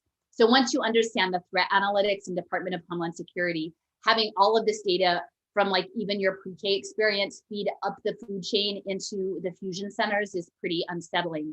But of course, it's all being done, framed as equity, justice, closing the digital divide, and helping people out. But that's not what it's actually about at all. And within San Jose, there's a heavy presence of Bloomberg Philanthropy, smart cities, 5G small cell deployment, and Facebook was doing test projects with like alternative delivery of broadband signaling there in San Jose as well. So lots of stuff going on in Santa Clara. So it was very interesting to me to peel back the history and realize that Gaither and Mitre and the systems engineering was specifically linked to these militarized venture capital firms that go right back to the very origins, the very foundations of Silicon Valley. And so I want to reassert, when we're talking about this, this is a global project, but we cannot be finger pointing here in the United States in a lot of different directions, because this sort of situation that we find ourselves in is very much homegrown, and it has been since forever. I mean, in this talk, at least since World War II, but even earlier than that, the technology piece. Jason is also now, Mitre is working, is managing the Jason contracts, which I think have been put on hold, or were put on hold under Trump. Mitre is not managing me. I'm sorry. This is not. No, that's this is just you're going overboard now. The evil Jason. No, you're not a super fan of Mitre. I'm gonna go grab some coffee. I'll be right back. All right, you can grab some coffee. So the Jason scientists who are working on the top secret reports, some of which are released, some of which are not released. But as of 2017, they actually specifically were working on a specific report on artificial intelligence for health and healthcare. So again, think of it within the context of what we know from Giordano, what we know about graphene brain interfaces, what we know about ultimately wanting to hack into the code of life. They want to frame all of this as precision medicine tied to your blockchain health record. And they want to frame it under social determinants of health so that they can make bank on these impact markets of essentially trying to improve data analytics around the health outcomes of populations, Black and Brown communities that have been targeted by various levels of trauma, from environmental racism to economic injustice to, physical violence and outright violence and erasure and any number of, genocidal tendencies. But now to use the data of that epigenetic trauma to then tweak them in terms of on a data dashboard to make it look good for investors. But really it's about expanding data surveillance of those populations. And so that is what is coming. It is framed as social determinants of health, which is, again, please understand, I am not in any way saying that those health disparities do not exist. They definitely do. That trauma, like community trauma, doesn't have very significant impacts on community health. I believe that wholeheartedly. But I think what is being set up by these artificial intelligence healthcare systems is not about healing people, but is managing people as a data asset within these social impact pathways and biosensor data aggregation. And some of it is wearable technology, some of it is going to be smart shoes and smart shirts and brainwave headbands and Fitbits, and that's where it's at now. But believe me, they're all about patient compliance. And if they realize that you're doing stuff and you're not going to wear the Fitbit, then they're going to find some way to get the Fitbit into you, right? And that is where the engineered nanoparticles are and where the biosensors are. So within the AI data training set, they want as much data as they can get. So what they're saying is that their aim is to get information about a person's economics and tie that into healthcare. So their employment, debt, expenses, medical bills, that's all data points that they want. They want to know about their physical environment and their neighborhood. Again, more surveillance, housing, transportation, parks, playgrounds. They're all saying that they're here because they care. But really, I mean, you heard Giordano, they're interested in figuring out what resources that you use and how to target you. They want to know about education. So those are all very straight up impact markets, everything from early childhood to vocational training, which is lifelong learning on the blockchain. They want to track your food access. So they want to track hunger, because that's Sustainable Development Goal 2 for impact markets. And they want to track your access to quote unquote healthy options. But then the question becomes, are the healthy options that are presented that are somehow bioengineered to what they say is your genomic sequence? And so you will be limited to a GMO food products. They want to look at the overall social construct. So social integration, community engagement, discrimination, and the healthcare system, including cultural competency and provider availability. So, I would say, folks, you need to look at the new norm of healthcare delivery. It is like, a lot of it is going to be telemedicine, teletherapy that melds with the nanomedicine,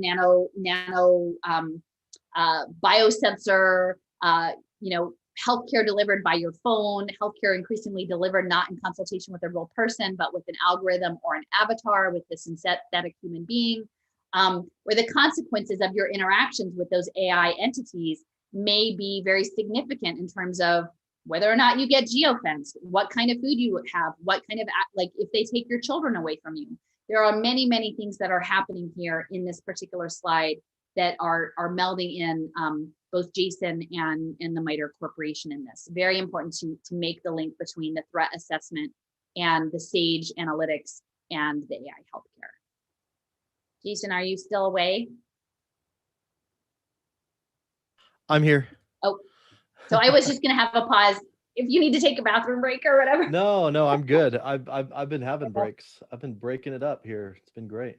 No, I'm sorry for saying mean things about the Jasons, but I have to say, like, you know, I often recommend Alana Freeland's books, and her series Sub Rosa America is kind of a fictionalized story of the deep state, but it has a lot of really good information, and sort of one of the main characters is modeled on like a Jason level scientist who like broke away. So you know, some of those reports are online and available, and it's really useful to see of the ones that are publicly released, the titles of those reports and which ones are available, like what the government is spending our money on because a lot of it has to do with biosecurity and managing healthcare. Okay, so we have a couple. I have 3 questions. Okay. And if you have more while we have this break, go ahead and post them, and I will ask them. And if I miss your question, post it again, because I might have missed it. How much digital interaction do they need to create this twin?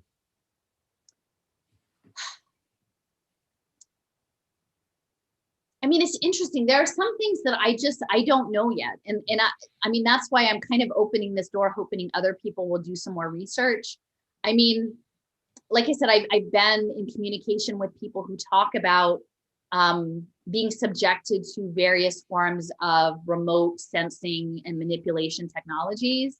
So it seems like that they would be the people who would be in the best position to speak to that. I mean, unless there are whistleblowers who are actually in the rooms where they're, you know, in the sentient world simulation or whatever the equivalencies are of the Giordano. I know a number of people have said they've straight up asked Giordano, like, how do I find out if I'm part of this experiment? Like, how do I find out if these things are happening to me or if there's a digital twin? And they, of course, they never answer that piece of it. So right now, what's happening is that our data is like regular people's data is spread out all over. And I'm not saying it's great. I'm not saying it's great that Google has your data or Facebook has your data. Clearly it's problematic. But what's happening with blockchain is what they want to do is they want to sell you on privacy and say, you know, come, we'll let you own your data, and then we will have it all in one place, and that you can be the gatekeeper of your data. But like, based on what Giordano says, is I think there's no presumption that even in a blockchain format that your digital twin data is going to be secure or not misused towards some end, because it seems very clear that they're all about getting the data analytics to do the social simulation modeling. So I don't know how much is how much. There may be people who have very robust ones and not. I mean, to me, that's why we need to stop the blockchain integration, because once we get to that point, I think the data will rapidly accrue in combination with biosensors and wearable technology. Okay. Do you think the spike protein, the weaponized spike protein narrative is a lie? I mean, I'm coming at things from the terrain theory perspective. I think, like I said, I think there are other things happening that are more aligned with frequency weapons. And I have to say Steffers has a whole piece that talks about, like, llama is in the title on a piece of Mindful. And I have to admit, like, I need to sit with it more because it's very technical, but essentially it's looking at other kind of like nanolipid particles. That is something that is very different from the generalized narrative about this spike proteins. So my position at this point, and which is not to say it can't change, but I feel like the focus should be on examining the graphene or other nanoelectronics as relate to either, you know, this vaccination, future vaccinations, other injectables, because it's part of it, than a certain direction, because if what we want to do is heal or detox or be preventative, we actually have to know what the thing is. And at this point, I think I'm not in a position that I think it's a virus. I think for me, it's looking at the frequency and nanotech. Now, not everybody's necessarily going to be with me on that, but that's, I think if people are still staying with certain narratives, to what end is it? So. Okay, so the next one is, do you suggest we de-Google our phones and get OGG FB? I don't know what OGG is. Maybe I they would meant to say say, that- I think they meant to write off Facebook. Oh, Could that stop them? well, I mean, guys, if you've been paying any attention, it's essentially they're going to weaponize the atmosphere, everything. They're going to weaponize the environment. So, their plan is that the devices as we understand them will disappear, and it will simply, it's like when they talked about early electricity. I live in a 1885 row house, and we had gas, not me, but the house had gas lines before it had electricity, and there's still sort of presence, but eventually the electricity went into the wall. And for the most part, you don't actually think about it anymore. And so what they're saying is that the next generation, the spatial web, is that the internet, such as we understand it, will just disappear, and we won't be activating it through any kind of screen-based technologies. It will simply be our consciousness with these nanoelectronics. We saw the cyborg botany, them patting on shrubbery. So I think, if you're in a position to not need a phone and to remove yourself off of the internet, like, go for it. I think that's great. Not everybody can do that. Clearly, I feel like I'm using these tools, which isn't great, but at the same time, I'm not sure, unless I should just go like unplug and, do ritual or something, which I mean, may be right. And I'm not saying I have the right answer on this. Like, I'm still in this. And I think if you understand that the goal is to take it off of platforms, then simply saying, oh, if we all got rid of our phones or got a different phone, it would go away, is misunderstanding the scope of what's actually happening. Because we're going to be the computing device. What I'm trying to tell you is that we're going to be the computing device. That is their intention. We are likely going to be their battery devices as well. So that's why I'm trying to surface these bigger conversations, because that's as messed up as the phones are. I don't actually want to become a non-consensual bioreactor for the Matrix. A couple of people have brought this up in terms of feeling defeated, feeling a sense of nihilism. How do you battle that? I mean, we all have our good days and bad days, right? I mean, hug your kid, hug your husband, hug your partner, eat some good food if you can. Go take a walk, put your feet in the water. We're here for a reason, find people that you value and spend time with them, make music. Those are all things, live in the story that you want to live. I think, again, know that we have the power, they have an illusion of power. And so while I think it's probably naive to just pretend that illusion of power is not relevant, we shouldn't live in their illusion. We should do our best to have agency over the story that we want to live in, and live in it as best we can with the resources we have available. And to me, it seems like the most revolutionary thing that you can do against this is to find joy and be happy in unexpected ways, in spite of all the things that they're trying. I mean, to me, that's probably, my friend Rolls says, create, it pisses them off. Go create something. They're deconstructors. They mess things up. Go make something beautiful. Go make something fun. Go make something unexpected. Be human. And because, be human as long as we can be human. And it may be, by the time all of this happens, if it happens, we won't notice. It's hard. I have a dad who's suffering from dementia right now, and it's terribly hard. But I don't know that in his space, his soulful self is probably not in the part that's being hurt. That's what I'm trying to sort of grapple with. So maybe if this thing rolls out the way, we won't even really get it. We'll be somewhere else. We'll be in our other consciousness by that point. So love while you can. I have a question. How would you, and maybe this is something you'll have to work on or something, but like, could you describe what's happening, like the whole thing, not just the nanotech, but the digital ID, like the whole thing? Can you attempt to try to explain that in like a paragraph? What's happening? Um, Da-na-na-na-na-na. I made the egg. Come on. I need a short version. So okay. So say we imagine that I don't know. This is ripping off what some other people have told me, but so like there's this terrible dream that has gotten dreamed out into the world, and it imagines that it wants to rule the universe, and to do that it wants to hijack our life into a system that will turn us into tools to accomplish that end. And it's happening through technologies that are unseen, and it's happening through long histories of using money and technologies as powerful systems of control. And so it's kind of a very old story of domination that's happening. It's just a new version.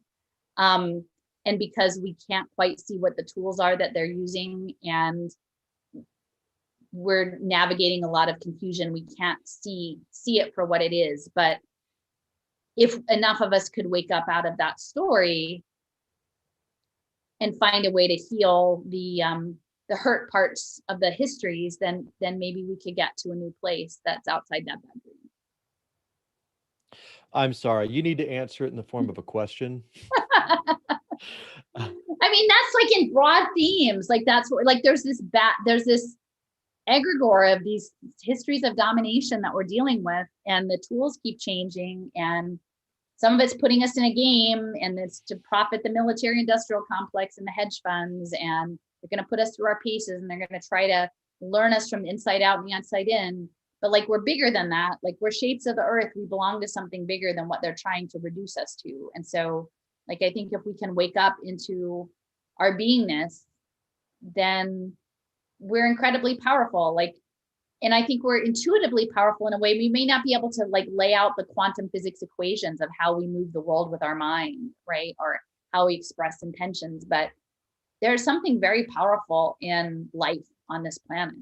And that I have to think that if we come at it from a place of trying to attempt healing in the face of this, a really barbarous program, that the universe will respond.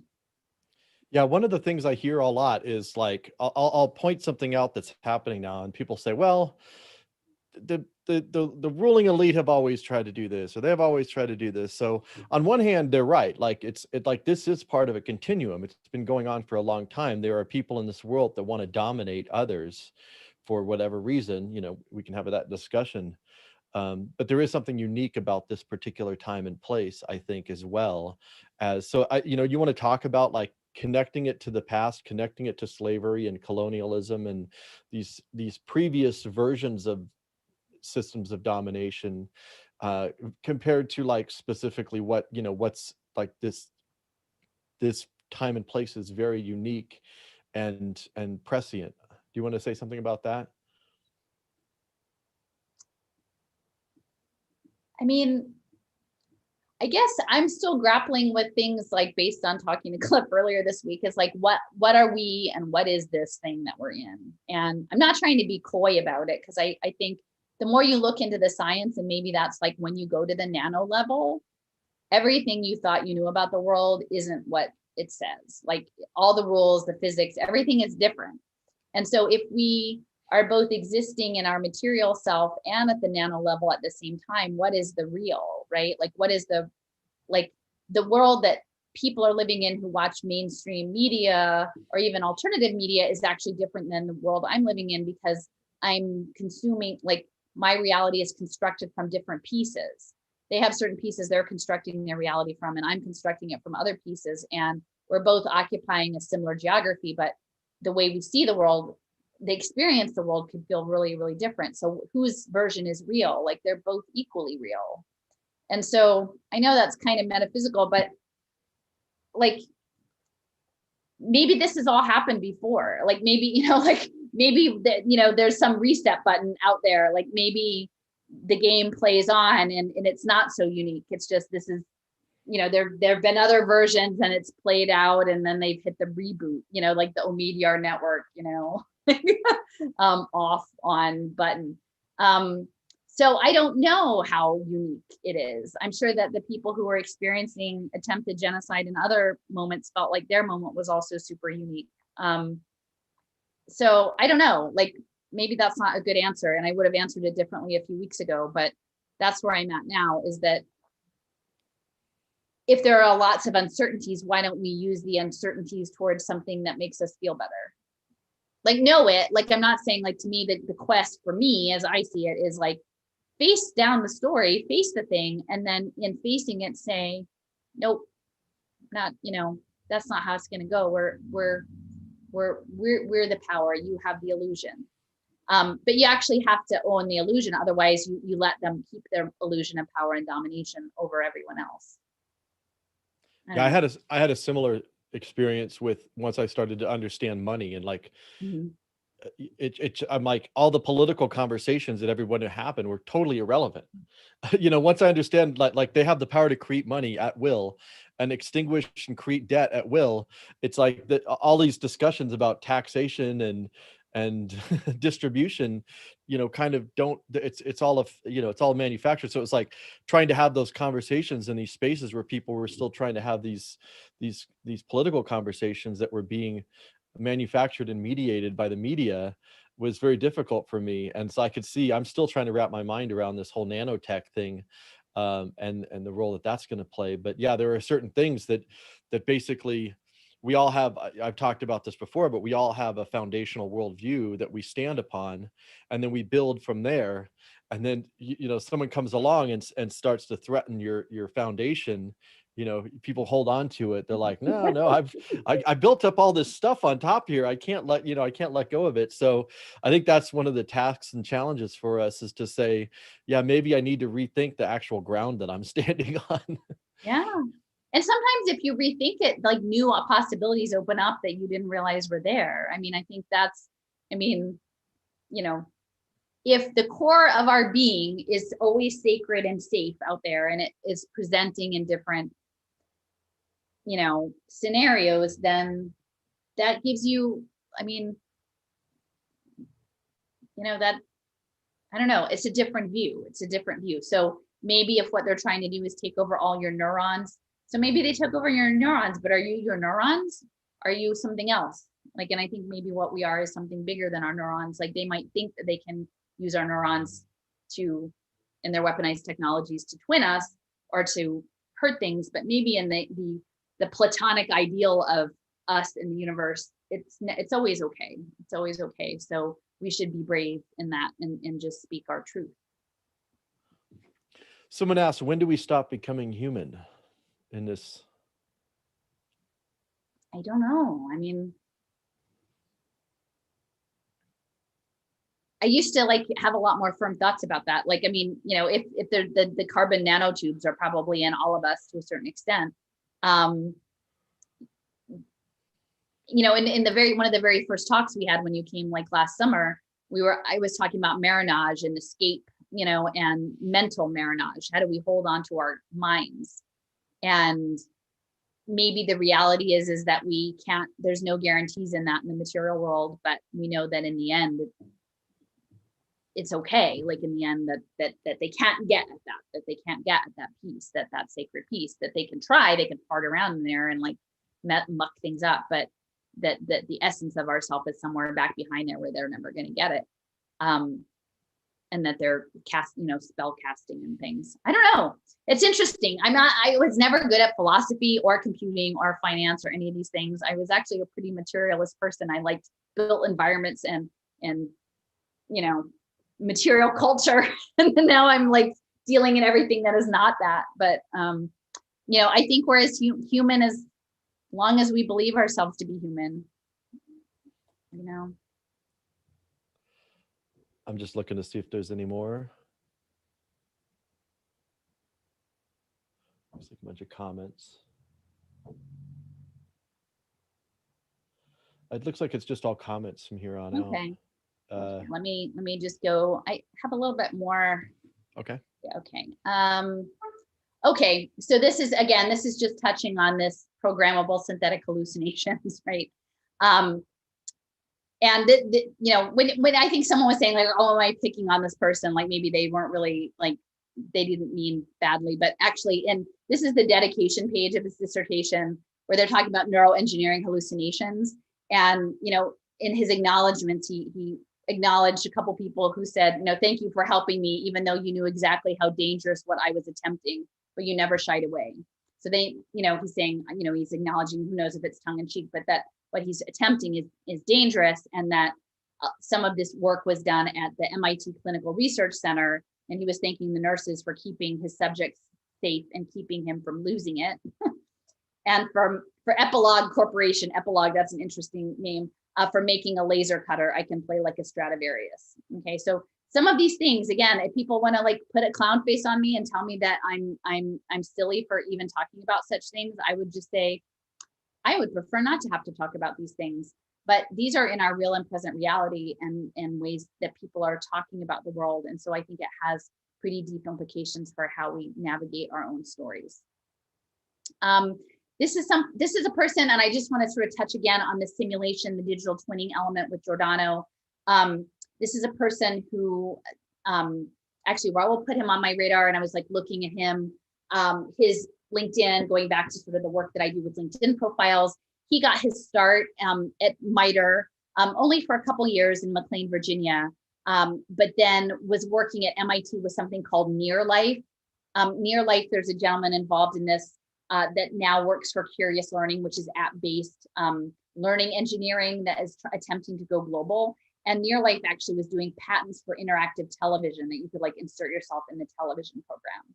He went on then to work for gaming companies, Irrational Games and BioShock for 11 years, and then on to investment companies, 10 Financial Systems. And so you can sort of see this through line. I thought was really helpful to see how you go from systems engineering and threat assessment straight through to technology, media, interactive media programming, gaming, video game design, and then on to finance, which is gaming, but within sort of a, you know, a simulation risk analysis profile. 10 Financial Systems, again, they were working on financial asset management. And he actually, this person, Christopher Klein, a couple years ago wrote a whole article on LinkedIn about why he thought that video game designers were so good in the finance industry and how many similarities there were between gaming simulations and the finance world. And so if we just back that up into understanding that it's military, it's the military simulation, then on to video game, like interactive media, video game design, and finances, that we can see how putting you know, children onto ed tech apps or poor people onto performance tracking apps or other wearable technology apps, that these are militarized systems that allow people in power to game the system. BioShock was one of his games that he helped develop while he was at the gaming company. And I thought it was really interesting that they actually got the idea walking around Rockefeller Center, and then the storyline of the BioShock game was around John D. Rockefeller, right? So they're always telling you sort of this free market world that was set up based on Rockefeller's story. So it's very, you know, appropriate that that's sort of the trajectory. And then I would just say in the gaming, again, on the ed tech, this is a video I would really encourage you to watch. This is the first ceremony that anybody did with dandelions besides me, you know, who's actually sent me documentation. This is in the Moonshot Project, in the lobby of the Moonshot Project, where they're setting up the digital twinning, but moving the world into a mixed reality, gamified environment that's run by the military. Those are key principles. And you can see in the lobby of the Moonshot Project, this is my friend and his toddler, and reading this revocation of digital twinning and transhumanism. But behind is this running loop that's emphasizing children and virtual reality headsets. And There's a koi pond as an image, this very like culturally significant image for Japan. And yet on the screen, it is all virtual koi in a virtual pond. And I think that actually might have been a near life patent. And the wargaming. So again, this is just hitting on Mitre Corporation again, working with DARPA on this synthetic theater of war, on the military simulation training that it's all woven throughout. I'm going to just keep going quickly. Mitre is, I mean, this should be some red flags for those of you who follow me on social impact investing, that they have created a center for data-driven policy. Again, it's the simulation and the risk profiling, but this is all being framed in a bipartisan way as accountability, transparency, analytics. But now we know that data-driven really means feeding the board to trigger the singularity. Federal big data, again, so this is feeding into the conservative side saying that we want to hold government accountable, and the liberal side saying that we want people to have services. And it's all framed of, oh, if we put everything on blockchain and we engineer it, we'll get our money's worth and we'll make sure everything is accountable. This federal big data summit was in 2014. So this is well underway. We're moving into sort of the tyranny of the data analyst class that is all being conditioned through the Ivy League universities. There are consortiums of, we're setting up the data analysts, not that they'll actually do the data analytics, but they'll set up all the legislation and all of the think tanks to push the data-driven government, the e-government solutions that are coming with the blockchain identity. It's important to know that one of the main cost offsets in this space is the prison industrial complex. In the social impact bonds, the first ones were very much centered on prison systems, the Peterborough social impact bond with Ronald Cohen, and the Rikers Island social impact bond with Michael Bloomberg. So Mitre is working with the judiciary now on enterprise solutions for more and more virtual judicial processes. And so they want to start to run the judicial system like remotely and with AI judging. And if you read the book, The Diamond Age, there's the whole beginning scenario. There's someone who is in a court trial, and it's increasingly sort of a very regimented data analytics framing of the justice system. So it's not just people getting tried for, and going through the trial system, but that it's also the inverse of not getting sentenced is part of the impact data, so that if they can connect with data-driven solutions tied to social welfare services to redirect people out of the prison system, that is going to drive the impact markets, and why I do not wish anyone to unduly be involved in the criminal justice system. The reality is that the main private prison contracting groups, Core Civic and Geo Group and Serco, like they're pivoting into social work and continuum of care. So they're already ready for this open air digital prison that's coming tied to the geofencing. So this is just touching on, again, the Rikers Island social impact bond and the Peterborough social impact bond, both using the cost offset to justify the impact investing of prison. And so Mitre being integrated with data analytics and the judicial construct is really important. That's also a sustainable development goal, is around justice work, and Open Society and Soros have quite a hand in the data analytics IT aspects of that. Here we have Mitre modernizing healthcare, and we know what that means. And then right underneath, cybersecurity and security engineering and homeland security, right? So all of the healthcare modernization tied to Medicare and Medicaid is an outright threat assessment that is being framed as your body is now the potential weapon, even if you are healthy, according to the biosensor technology.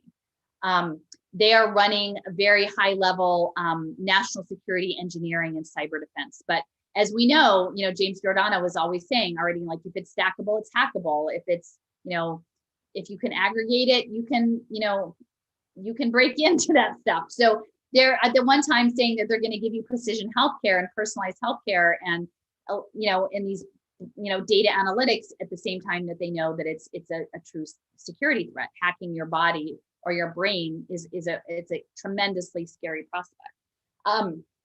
Here is their they've been working on the Medicaid for a long time. Here they're getting the renewal of their 5-year contracts on healthcare modernization through 2023.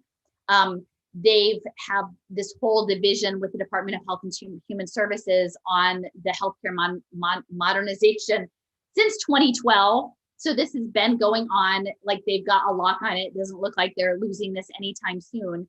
And, it is based in their qualifications are cybersecurity and public-private partnerships and telemedicine and health IT. So that's what they're doing. It's mining the body for data. And that's exactly what John Trudell spoke of, is mining our minds. Here is patient coordination. And again, this is pushing so that more and more people will not have access to in-person care at all. And that is through the standardization. Eventually, you'll just get on your phone and you'll have whatever care provider based on their blockchain credentials competing for some sort of micro consult. Back in 2015, they were working on, again, social determinants of health tied to health disparities. And this is Mitre in underserved populations. So, we can see the very hardcore press on getting what they would identify as underserved populations in on the COVID injection program, like hard and heavy, really going door to door in those communities to get those people into the pipeline of ongoing health assessment and data analytics. And then the agenda of this is that they're looking at specifically the health disparities as a social impact investment. So again, this is hand in hand. The hedge fund data analytics goes with the e-government solutions, goes with the public-private partnerships, goes with the biosensor data, all to trigger, in the attempt to trigger the singularity, break the code of life, and rule the universe. But nobody sees all the way down the road. And that's why I think it's important to thread the pieces together and then seek to disrupt the intersections, to seek to show the broader agenda so that people will refuse it. Rural areas are also being targeted for telehealth. And I spoke with someone who is a state senator in Montana about issues that they were seeing about public-private partnerships. And Montana seems to be a partner in rural health with a patient toolkit tied to electronic records. So again, this is innovation being framed as access. Shouldn't it be that rural communities still get to have a hospital? You would think so, but not in the Internet of Bodies or the Internet of Bio-Nano things. Broad-based data sharing. It's the data sharing that is what they want. One of the key players in this space that's connected to Stewards of Change and the National Interoperability Collaborative is this Healthcare Information and Management Systems Society. So if we understand systems engineering, health care information and management system society, it's huge. And they have hundreds of members throughout North America, Europe, the United Kingdom, the Middle East, and Asia Pacific. It's enormous. And they're building interoperable data platforms, ostensibly for better healthcare. But we know that ultimately all of the data analytics are being fed into the Department of Homeland Security fusion centers for the risk profiling and into these broader systems for AI. The same people who are building this whole thing are also doing the playbook to combat disinformation, right? So again, more data analytics. They're working on the impact of social policies. This is all what Mitre's doing. Their hands are in every single part.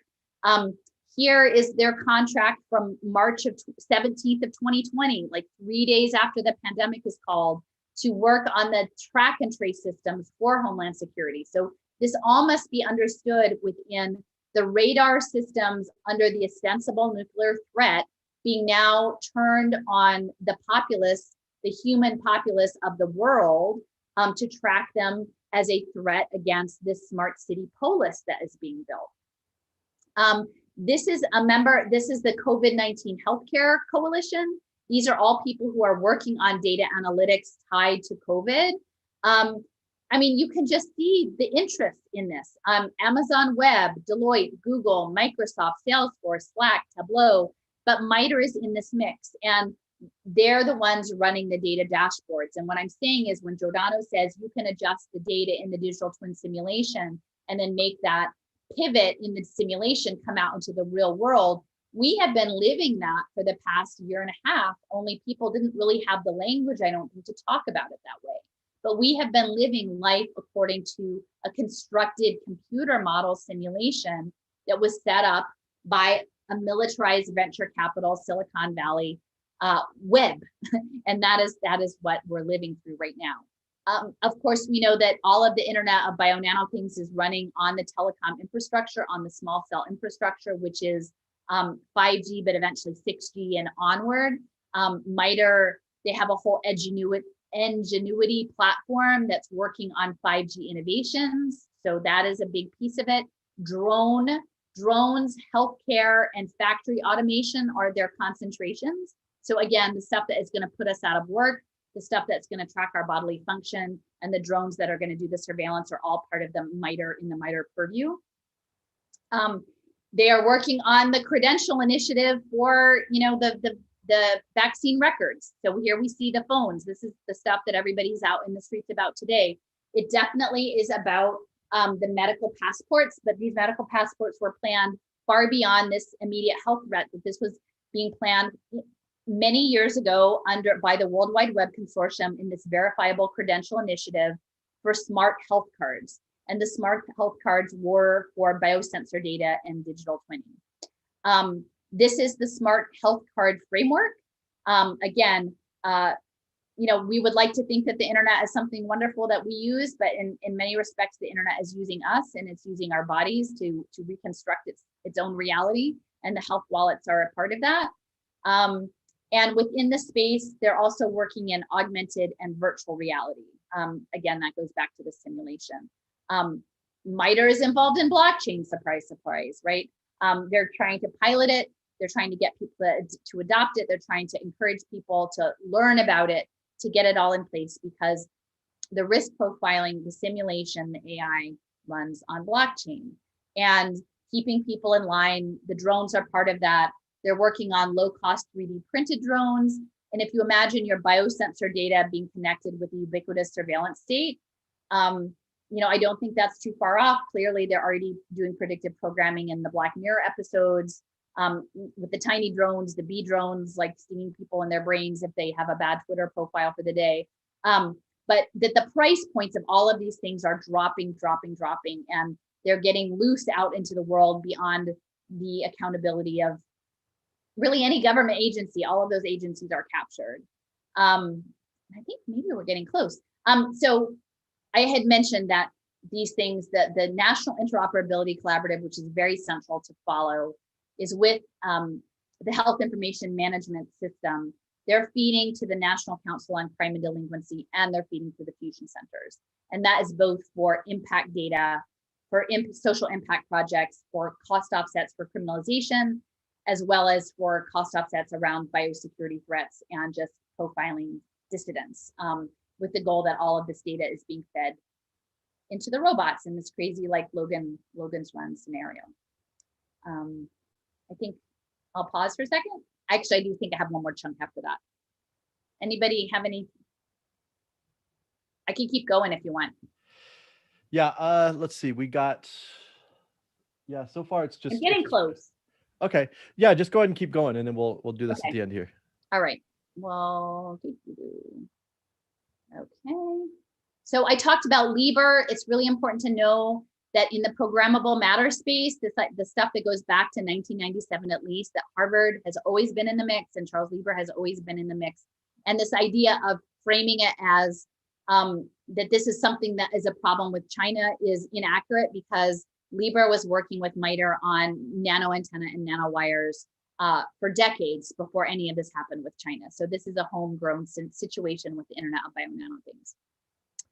Ellen Bogan is the chief nanotechnology guy for Mitre Corporation, and it's pretty amazing. Like, he has been with the company since 1984, so 37 years. He actually founded the Nanosystems Group in 1992. Okay, and so Ellen Bogan and Liber have been working together on micro nanoelectronics and wiring. When Jordana was talking about the steps from knowing about brain engineering technology to developing less invasive systems, and then eventually bidirectional systems, this is the kind of work that's being done by Liber and Harvard, where they're talking about mesh electronics, where the device is so thin it can be directly injected into the brain where it attaches. And this is the mice experiments that we've talked about, that they can implant false memories and that they can create and disrupt social bonds. But this is the neural lace, right? The neural lace that fuses with your brain, which is more sophisticated than the neural link, which is what Musk is advancing. But it's talking about accessing previously inaccessible areas of the brain. Literally, this is someone from Rice, which is where we know they're doing a lot of the work on graphene and nanotech and quantum dots. They say plugging your computer into your brain becomes a lot more palatable if all you need to do is inject something. So yeah, what are we injecting, right? And do people even know that the possibilities of what things could be injected? The nano robots, this is an image of one of the ones, the Miller robot that Mitre had designed. You can see here on this image that the Libre Research Group, the sponsors include, in addition to Mitre, the Office of Naval Research, DARPA, the Air Force, and the National Institutes of Health.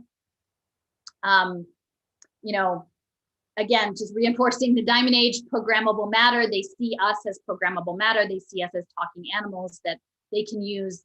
They can graphenate us, with their systems and bring us into their world. And then they're bridging innovation. This is all being framed as innovative, and they want to make us question ourselves. They want to develop this mixed reality, this augmented reality, where they can use their mesh networks to influence our minds and influence how we see the world and make us uncertain, make us question everything. And I think this is the end. So bio nano imperialism. This is my last slide. Awesome. It is, so just in closing, again, John Trudell, know who we are. We are the power, we are shapes of the earth. There's out on the horizon is the human plus, right? Where they are trying to break this code of life. And I think, as Cliff has said, the us that is us is sacred and it is untouchable, even though in our own minds, we can be really concerned and in our physical minds and bodies, but that there is this untouchable place. But they're trying to break in there. I don't think they're going to be able to do it. And a lot of that has to do with the blood-brain barrier, getting in there with the neural lace networks and the nanoelectronics, these self-assembling nanowires that I've talked about with graphene, that Libre is a part of, and that the Rice University is a part of. Harvard and Mitre clearly has been a part of since the at least the mid 1990s, and that it's this stellar colonial AI, and it's trucking along. It's trucking along with the support of the military and with big pharma and big tech. But ultimately, I think that we have to be the ones to protect the earth, to protect nature, to know that is where our true power is, with God, with the creation, that life is on the side of life. And even though all of this seems very overwhelming, that we're here, there's still many beautiful things about being in the world and connections. And I see Lynn is here too. And I love all you guys. And so that's what I've got on Mitre, but I just really wanted to sort of surface this particular institution that speaks to the corruption of our government structure, our nonprofit structure, our academic structure, and that they have been creating and fabricating and attempting to build an illusion of the world and consciousness that is a false reality, but that we don't have to agree to it. We can say we don't consent. So I guess that's it. I'll stop there. All right. So I've got a couple questions, but we did have someone else join us. We've got a special guest. We've got she was joking. She posted on my Facebook, I'll join you guys, and she put a picture of the Threes Company. So so Lynn, come on, knock on our door. I'm in sunny Colorado, near you, Jason. Game Central. Yeah. The doors are prettier here in Colorado. Yeah, Colorado is the place to be. Yeah, preferably up in the mountains where you are. Yeah, Lynn's up in the mountains. I'm down in the big city. Oh. Yeah. But I'm gonna see you tomorrow. That's right. Yeah, we're gonna hang out tomorrow. I know you and Allison have had discussions about Mitre. Do you want to kind of, first of all, just real quick, introduce yourself for people? I've done an interview with you, but not everyone that's watching may know who you are real quick. Well, my start in this is kind of similar to Allison's, where it began in public education, being a public school parent, and started seeing the technology and the data collections, testing and all of that stuff, and then realizing that this was a far bigger agenda that Allison helped me make the leap with, and really understand what was coming. But that's, I mean, that's pretty much It's it. crazy how it zooms out. I mean, you like when you start with like one thing, right? And you get a handle on that one thing, and then then you get the next thing and the next thing. And it just like, who knew it would be Logan's Run, right? Like who knew that Right. that's where we would end up with, right? And although I've made it past 30, so maybe that's good. So do you Logan's want Run, to, you die at 30. Lynn, you have a connection to Logan's Run, sort of, kind of, right? Well, so my mom was supposed to be an extra in the movie, and then when she went to for the casting call or whatever, they said, well, you have to be completely naked under your costume. And she was like, okay, no thanks. And she was probably like 20, I don't know, it would have been 70, probably 75 or so. The movie came out in 76. So I was born in 71. I would have been really little.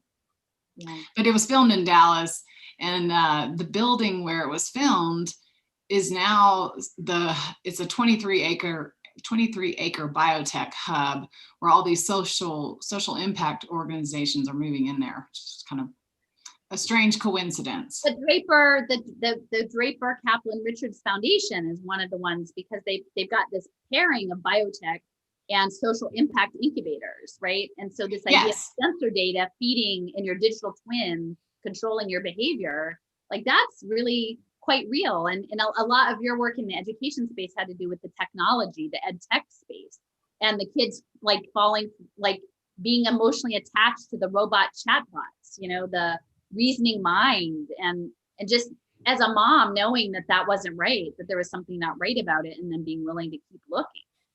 Yeah, I went on a call with Allison. That's really where I connected with her first. It was 2016. It was an interview that Alice Linehan did with us, and we were talking about artificial intelligence and the chat bots, and it was this software called Reasoning Mind, which ended up being the first or one of the software programs used for social impact bonds that later came in the legislature. So, it's like I knew something, I follow my instincts. I knew something was wrong, but it wasn't until later. And I look back at that Senate testimony where I was speaking out against it. And now I realize, okay, there was something far bigger going on. And so I was right. I just didn't know exactly what they were up to. And then we were like, okay, so they're going to train the kids. They're going to make the impact deals. They're going to have to do STEM to build this new world. But we didn't realize at the same time they were doing, like, the plan was this data harvest towards a singularity in some way. I mean, and then the data, if you look at who's moving into that biotech hub, it's the Commit Partnership, which that's a huge collective impact, social impact organization, nonprofit in Dallas. And then you got Uplift Charters, the charter schools. They're going to be big players in this. And then so Draper, Richards Kaplan, and it's funded by big oil philanthropist, Lyda Hill Philanthropies. And what I thought was really interesting when I was looking at it, because it was the former, part of the filming of Logan's Run happened there. And then it was formerly the Exxon campus. But I think before that, even the tall building that was the sort of the feature building was the headquarters of Zales, which is kind of like the diamond, like the jewelry, the mall jewelry store. Yeah. And when I was looking into the history of the nanotechnology, there was actually a division on nanofabrication that had many different players involved. And part of what they were trying to do was figure out, okay, so we can imagine building things out of molecules, but we have this fat fingers problem, like we don't know how to do it. And they were trying to figure out about building stuff that was called diamondoid. And like I kept thinking about man-made diamonds, manufactured diamonds, and like the big oil and the carbon, like that there was something even with Zales at the time in terms of carbon engineering and nano that ultimately is going to lead to this nanofabrication, but was never clear. And even the diamond age is a reference to that, this diamondoid process. the molecular diamond. So I think that it's significant that even before Exxon, that it was Zales. I need to look into more, and South Africa, right? Like the diamond process and man-made diamonds. So Yeah, the history of De Beers is pretty interesting, and Cecil Rhodes. I don't know if right. you've done a lot of research on him, but a lot of the stuff that's going on now, like, was instigated by certain individuals, and has carried forward. Yeah. We're at the Yeah. end of a long continuum. I don't know. Does anybody have any? I'm thoughts? just wondering if Tom Shane is involved. I don't know if you guys have Tom Shane out there, but he's a good friend of mine in the diamond Oh. business. No, it's a joke. You guys obviously don't have Tom Shane where you have it. No. These commercials that they play over and over and over okay. again. I'm Tom Shane. Now you have a friend in the diamond business. It's like It's a embedded in diamond everybody's. right? That's right. It's embedded in everybody's skull. Where someone asked, why are more peeps? Why are not more peeps listening to Allison? I mean, peeps are marshmallow treats, and I don't think they can actually hear. No, I'm kidding. But no, why are more people not listening to you, Allison? They are. It's not a numbers game. No, it isn't. Really is. I mean, I'm a, what do we say? It's like I'm a seminar level, maybe. I would love to be able to reduce it to like something simpler, but who wants to listen to 3 hours of one person? Like, not a ton of people. So the way I explained it to Allison is I can understand everything she's saying, but it's like a toddler. Before they can actually say it themselves, they understand it, but then they can say it a few months down the road. And so I just have to keep hearing it and hearing it. I'm like her little toddler following along with what she's saying. I get it, but for me to well, a lot of this too, I'm channeling from, like, I mean, I'm synthesizing information from a lot of people, and some people who aren't comfortable being in front of the camera, some people who, we collaborate in other social media spaces, and I bring those conversations in here. So I want to just say, like, the stuff that I'm talking about, I'm like so sweaty now, but it's not just me. Like, I'm here as sort of the ambassador of a body of information that we're building together. And that's what I really want to do with the, like, if I can revisit the website, since we are like so slack about actually doing it, is like, not you, but me, like, not getting around to it, is at this point, like, it should be a collective, like, some of it should be a collective space with people who are, we know in good faith are working through this, I think. So, and yeah, it's, I mean, there's a lot of stories being told, right? And people have to make their way through what story makes sense to them. And yeah, it really can't be simplified. I saw where someone was saying, could we just have like the version for dummies? And that's not really, because they were saying, you talk so fast and it's hard to understand, but really you just have to stay with it and hear it over and over again. And then it does start to sink in. Then you start to see it in your own community or your own, area where, okay, wait a minute, she was talking about that. And then you can research it yourself. It really, I don't think the truth can be told, it has to be learned. And so it's just a process. Yeah.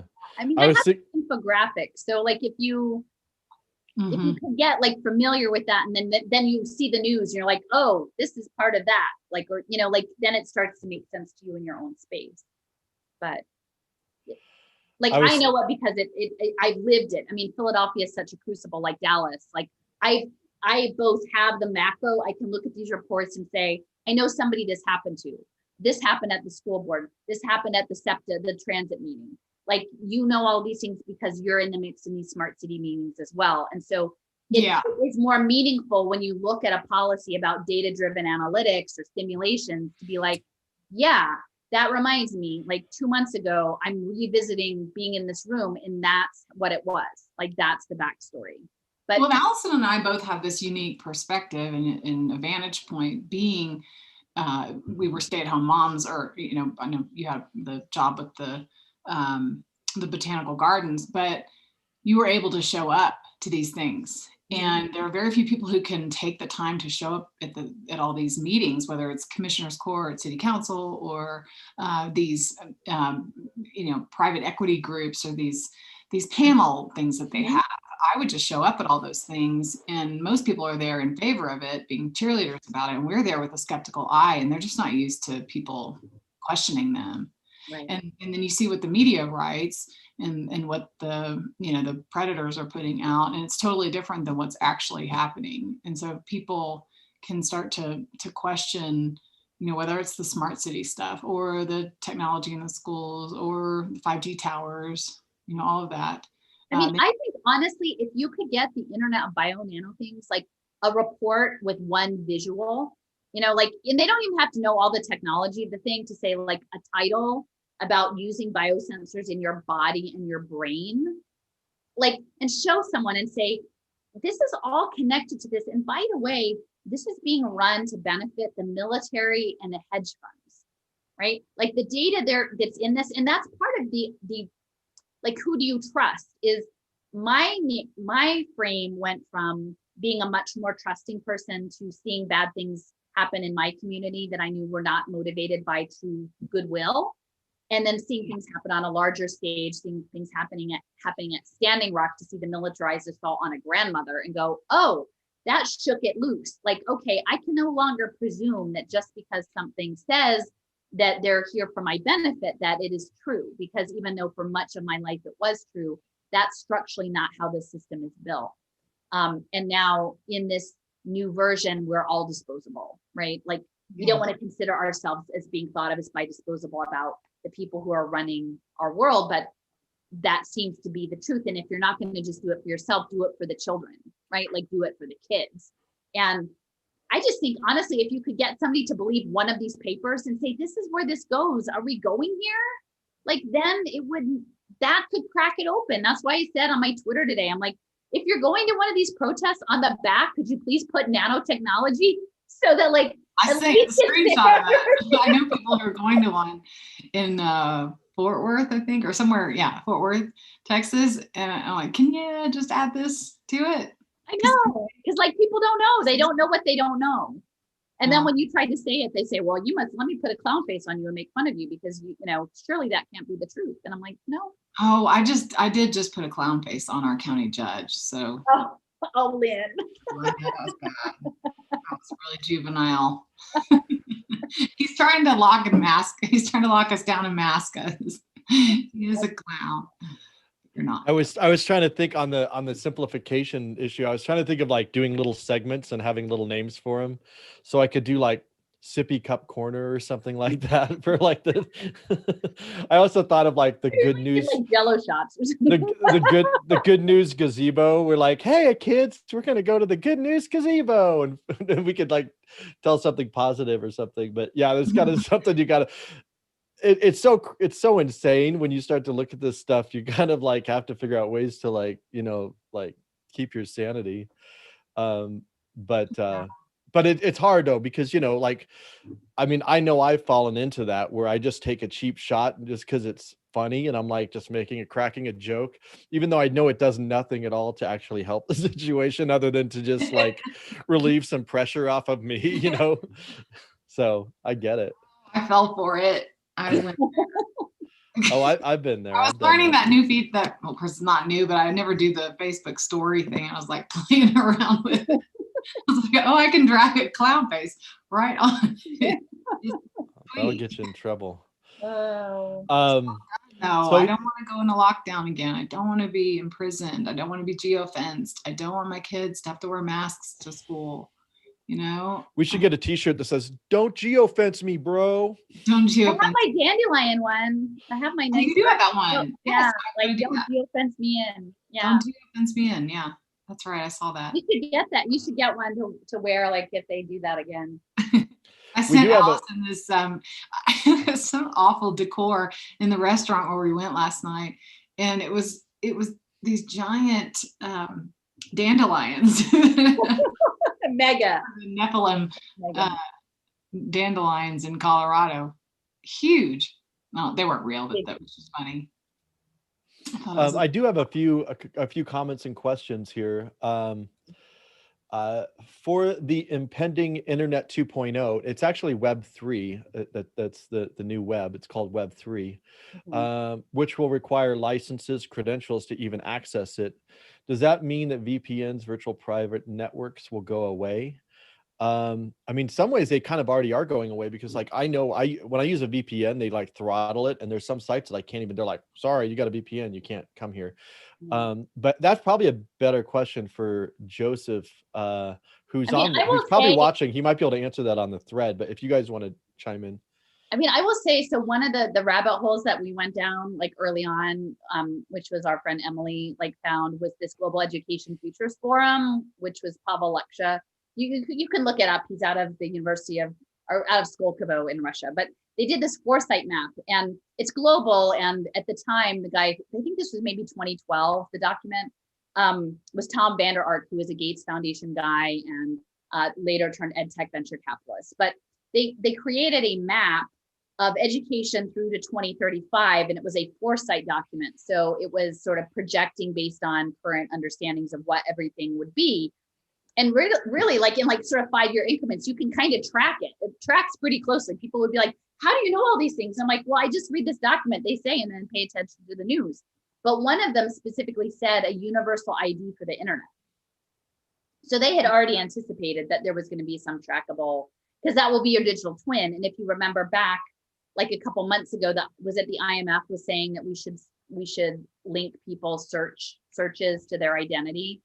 And so that's all part of the digital twinning apparatus. And the easiest way to do that is through the schools, because I know Crown Castle is the huge tower that's in my neighborhood, and Crown Castle was the one who provided the Wi-Fi hotspots to Dallas ISD and my kids' school district, Richardson ISD, and that's where Gates invested $650 million, which you had pointed out the year before the pandemic. So it would be easy for them to do that unique ID for families who are on those. And that could tie in with that blockchain deal with Greenlight Credentials, who's also working with Dallas ISD. You'll see, I think, these partnerships like that. And then you'll have the mental health piece with Greenlight Vital 6. And so everything will be, this one-stop. And I think that's what's so insidious, is understanding that what's coming with the technology, even basic screen-based technology, not to mention biosensors with mental health, knowing that social emotional learning is a huge piece of the social impact finance. But really, I think what they most want out of children is their emotional states. Like, I mean, they can probably get a whole lot of Fitbit step counts pretty easy, but like to actually access children in sort of raw and vulnerable situations, like that's what this thing that they're trying to construct really wants. It's really gross to think about, but they want people in their vulnerable state so that they can get that kind of data to fill out their profile. And so with the school, you'll see what you've done research on NWEA maps, just to kind of bring it down to a more recognizable access point. So a lot of these schools have started using NWEA maps for assessments, and it has the behavior, it can do the behavioral assessments and the social emotional piece tied in with the academic piece. And eventually that could be used, like what you were just saying. Well, Otis was presenting in Jim Heckman's at the University of Chicago in his presentation. And I think Otis is working on the NWEA map testing, like was one of their preferred providers, and they got like an award for social emotional data tracking. And he literally in the presentation that's on their social emotional learning conference said, are we, as a former administrator of a suburban Chicago school district, am I going to tell parents that we're tracking their kids' neuroticism? No. And then it's like, I'm going to find something else that's not going to pack the school board meeting. But he didn't say he wasn't going to do it. He's just not going to tell people. Well, I think that's one of our biggest challenges right now, is the fact that people have a difficult time and a strong resistance to actually acknowledging or even considering the idea that what we're being told is not the actual goal or motivation. Whether it's a politician or a business person or whatever, these people like Giordano or Cardano or whatever, like that there actually is ulterior motives. There's something that prevents people from thinking that there's an ulterior motive. Like everything's out in the open, and this is what they say is what they mean, and they're well intentioned and Hearts and minds, Jason. They're winning hearts and minds. yeah, Yeah. yeah. People We're going want to come into your community school. We're going to win your hearts and minds. We're going to give you food, and we're going to give you dental checkups and vision care. But then it's not really about that. It's about getting your retinal scans and your, biosensor stuff, and like getting your kid injected with things without parental consent. It's not okay. Yeah, if you're against community schools where I live, I mean, you must be you must hate children, and you must be a racist, and you must be anti. I don't know. You can't sound the alarms on those things because it's so widely accepted. And this has been in the works since 1989. I was just watching a video from Shirley McCune, and she was speaking to the National Governors Association, and she was talking about community schools. So this is not a new concept. It's been going on for a very long time. And the pandemic has made it the perfect hub because they're not really learning there. It's not about learning because we don't need to be focusing on learning because we have to meet all these other needs. And so here, we'll give you your food, your vaccines, your mental health, services and everything. I mean, yeah, okay, we'll stick you on a device if you need to learn to read or whatever. But for the most part, the schools are not going to be for education. They're going to be these hubs. Centers. Yeah. I mean, and part of that, even like I was a while ago going back and watching the presentation with Tom Luce, when he was saying that because a lot of this is coming out of the Chamber of Commerce too. So I think there are certain people who imagine that, the community school model, that's like the communists or the socialists that are trying to get in.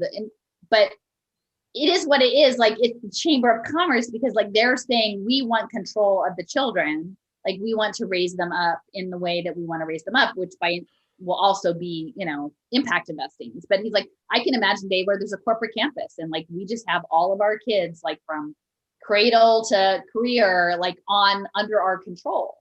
Well, what yes, he said that in the Houston Chronicle article Tom Luce did. And Tom Luce goes way back to the Department of Education. I think he was under Bush, and the operator.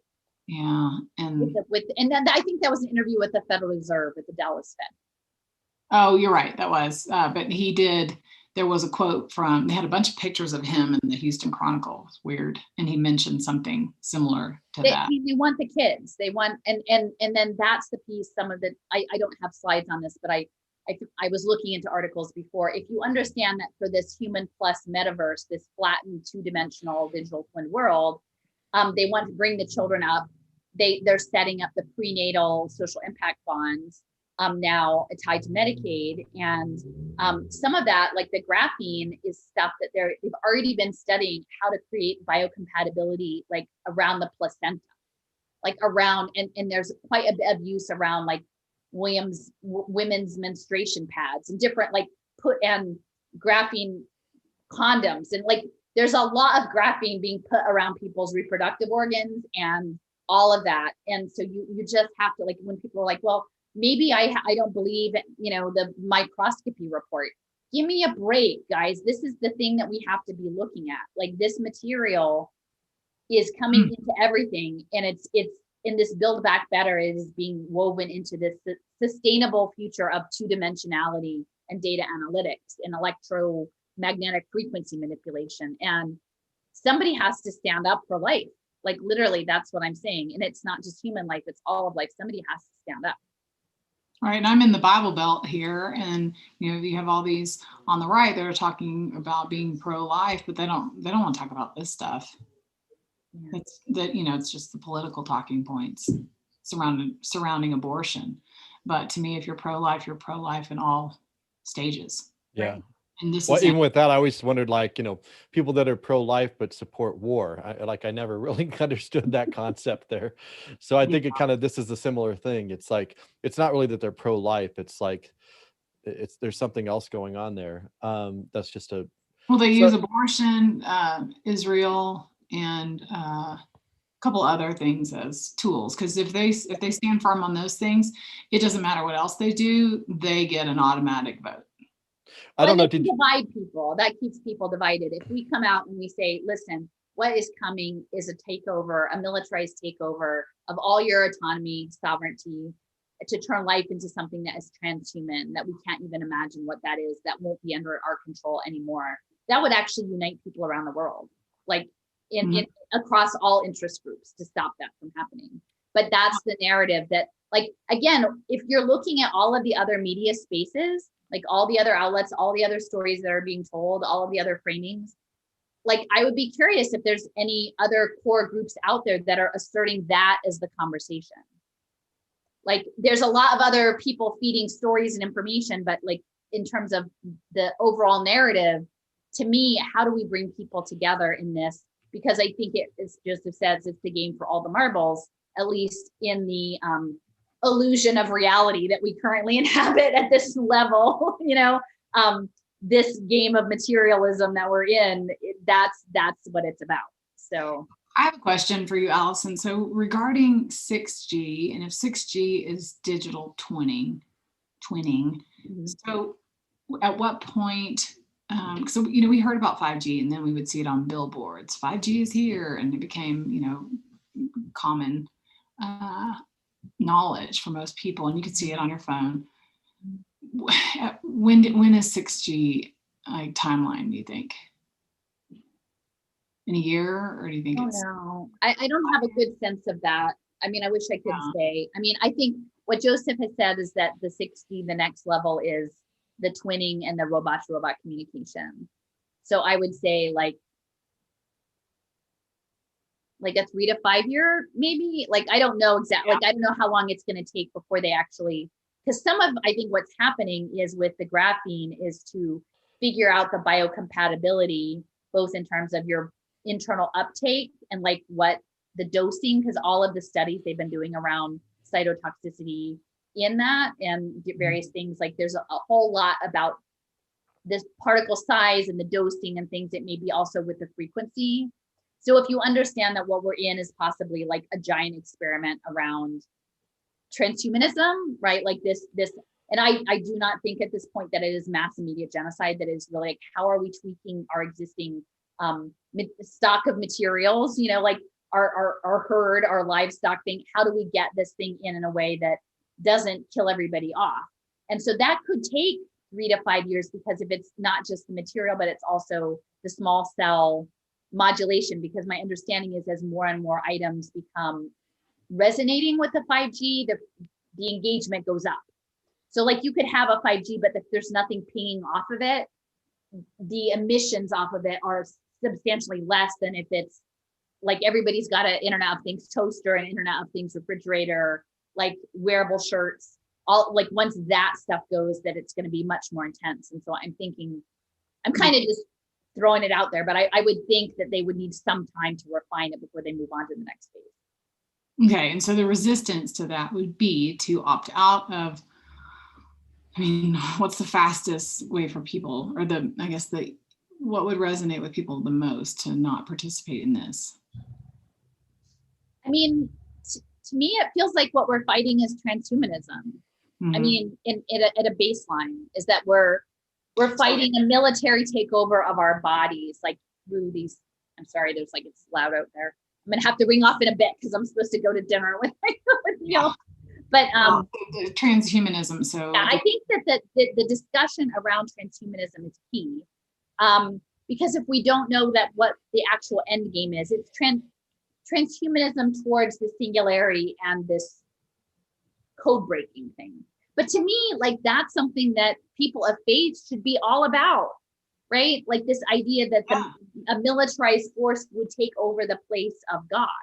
Like, to me, that, like, if we could get there, right? In a peaceful, like, what I'm saying is they want this thing to feed off of aggression. That's what all of the structures are calculating, that they will create people who can be framed as treasonous, treacherous, seditious, like, the thing is to not be that thing. Like, that's not how you engage in this larger spiritual dimension, I think. If you play the game that they want you to play it, then you're stuck according to their rules, and we don't have those tools to overcome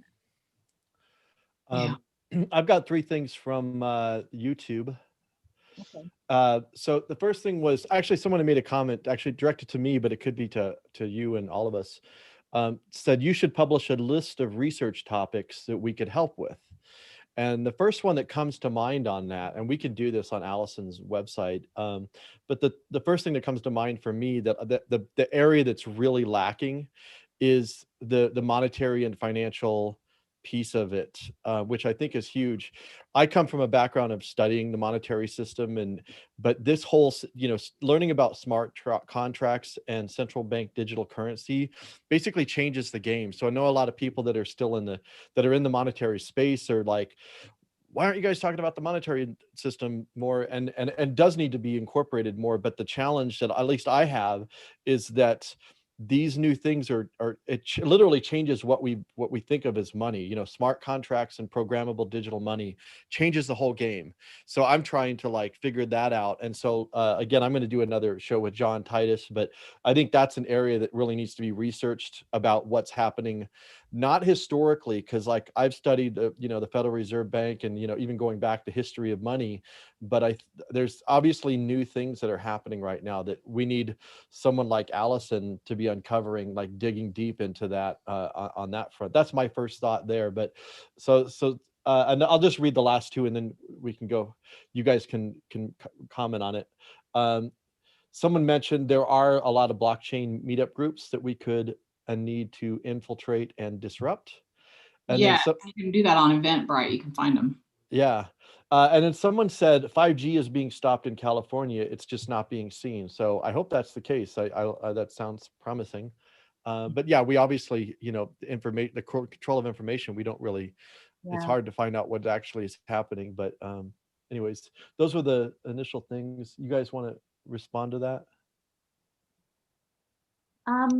Well, I would say, like, for me, the understanding the spatial web, which is kind of builds off of the programmable money, is really important. And I think if people understood the world as like GIS layers of information with permissioned access, and that like I think honestly the future of money in tokenization is it's going to be much more like script than any kind of fiat currency, that this token, linking these tokens and just total speculative made up stuff is part of what's coming, but it's built on the built environment and the geofencing and the behaviors. So I think if people had a better sense of that and how the gaming was being built in, literally how the augmented reality, mixed reality world was being baked into the spatial web, that would be helpful. So if there were people out there who could, look into that and re-articulate that for people, I think it might shake loose some of the confusion over blockchain is just about crypto or a safe media platform, and that it's actually something much bigger. Yeah, know that blockchain, like in Dallas, the blockchain credentials people, it's a for-profit deal. So they pitch it as it's this open source digital ledger, but they got an insider deal to get access to all those kids who will be put on blockchain. And it's pitched as, this is great for kids. They'll be able to access their transcripts and they'll be able to bypass the registrar, and they'll be able to store, all these things on their life. What do they call it? The life. Well, it's life on the ledger, but you can call it life something. I forget. So Jason, so it was the California 5G. I mean, I think that would be great.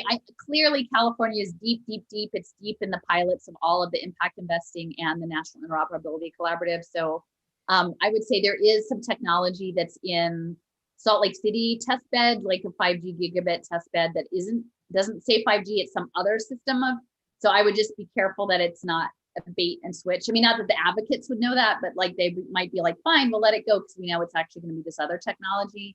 And all of that stuff that I put in Little Sis got erased out. The new system in Salt Lake City, it's a test bed that's like part downtown, part residential, and part hospital, like University Hospital complex, and they just took it all out. And there was actually, I think, a tie to one of the universities in Texas, Lynn. So just be cautious because Gavin Newsom is part of this. He's a central player in the impact investing space. Data Zone, all of that is baked into Silicon Valley, the digital twinning. Like, I guess that's where I'm saying, like, you have to be cautious that it's not just one piece, like, oh, we won on this one niggly piece over here, because then they've already got their back door into this other thing. Like, it's the clarity of the overall trajectory. And I can't remember, was there one other question? No, they were really comments more than anything. But I did have a friend that asked me about, doing a show on using AI in the medical field. I don't know if you've explored that at all. But well, I mean, I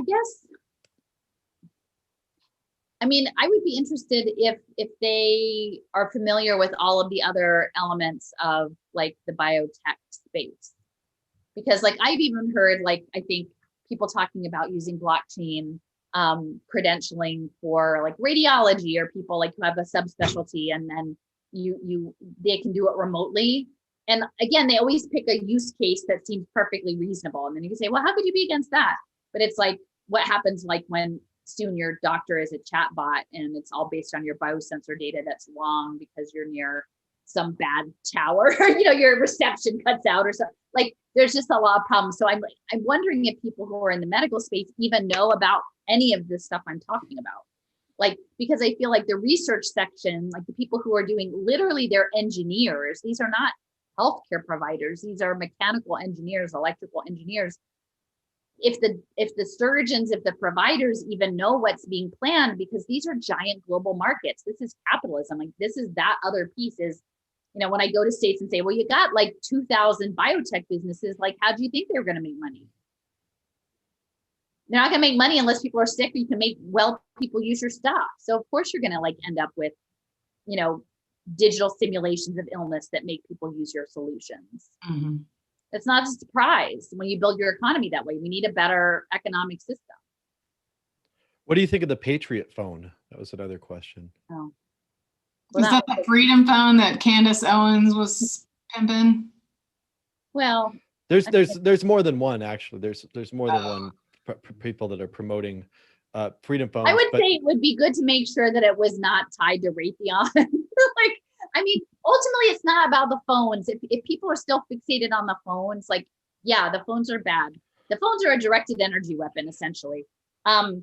If you think it stops with the phone, you have missed the whole conversation of what we're talking about. Well, I think people want to have something that they can do, that's tangible, It's all a weapon. And so you use the weapon like knowing it's a weapon. I mean, it just is. There's no way a smartphone isn't a weapon. Like, I'd like to comfort people, but there's no, like, I don't know, like there's no one answer. If you want to research something and find something that's better than Google or what, but it's all the same stuff. It's all part of the simulation. I don't know. Wish there was an easy answer, but I think too, the patriot narrative is not helpful. I'm just saying it again. Like, again, if you're framing something, this may be difficult as a patriot thing, you've missed the problem is that our entire infrastructure from the beginning was built on an erasure and possession of resources, which are now all of us. So, and this Mitre stuff has been built like all the way through our military. Like, it didn't just go wrong at some point. Like, there was an entitlement system that was built into feeling like that they could own us as data analytics and simulated gaming programs to throw us into AI to get the singularity. They didn't care about us. Like, this idea that we're somehow going to restore a military glory, red, white, and blue thing. Like, I don't think that's, like, then in the story that I am telling myself, like, that's not how this gets fixed. This thing gets fixed with figuring out, like, we should stop dominating people. We should not stop dominating other people, and then we should stop dominating each other. And we should have our government stop dominating us. You put it in that word when you typed that today. I think it was freedom, DOM, dominate, and those are also words used on the right a lot. Freedom, liberty, and even life. And it's they're twisted and they're Get some What bird- would be interesting is you talked about doing a glossary, Allison, but it would be interesting doing a glossary that shows the multiple meanings of words within different groups. You know, so the right has a certain definition of something. People on the so-called left, you know what I mean? Like I use these terms, even those terms have different meanings for different people. So it's almost like you need to have like a tree trying to, you know, branching out, like seeing like, okay, here's the word and here's all the different, you know, interpretations that people or understandings that people have of what that word means. Well, because Allison and I have been able to well, you too, Jason, we've been able to step back from the parties and see them much more clearly. And you can see how they use the language. That's a great idea. In all your spare time, Allison, can I gotta get the first glossary together. Yeah. I don't know how you do all that you do. And garden. I haven't been doing as much gardening lately, but I missed it. Well, I think we're caught up on the questions. I'm glad that you joined us, Lynn. That was Yeah, thank you. I'm gonna go fight the 5G and 6G and go climb a mountain. Great. Colorado. Thanks it'll everybody find you. for hanging out, and hopefully you know more about Mitre Corporation and the Cold War and cybernetics and Medicaid and precision medicine and creepy James Giordano's ideas about digital twinning and targeting people through biohacking. And but don't despair, because look, there's many beautiful people in the world and we're doing good stuff. So. And those who are despairing, I know there are a lot of people in despair. Do something, you know, like put your energy, you know, for one, it lets you focus your energy on something. And yeah, I mean, even if it's not, even if it's just to maintain your sanity, you know, just going out for a hike or something. But you know, I think the worst thing you can do is just to sit there and feel overwhelmed and, you know, not be active, you know. Well, bye everybody. Yeah, thanks, Jason. Yeah. Thanks everybody. Yeah. Bye. Okay, I'll stop the live stream and then we can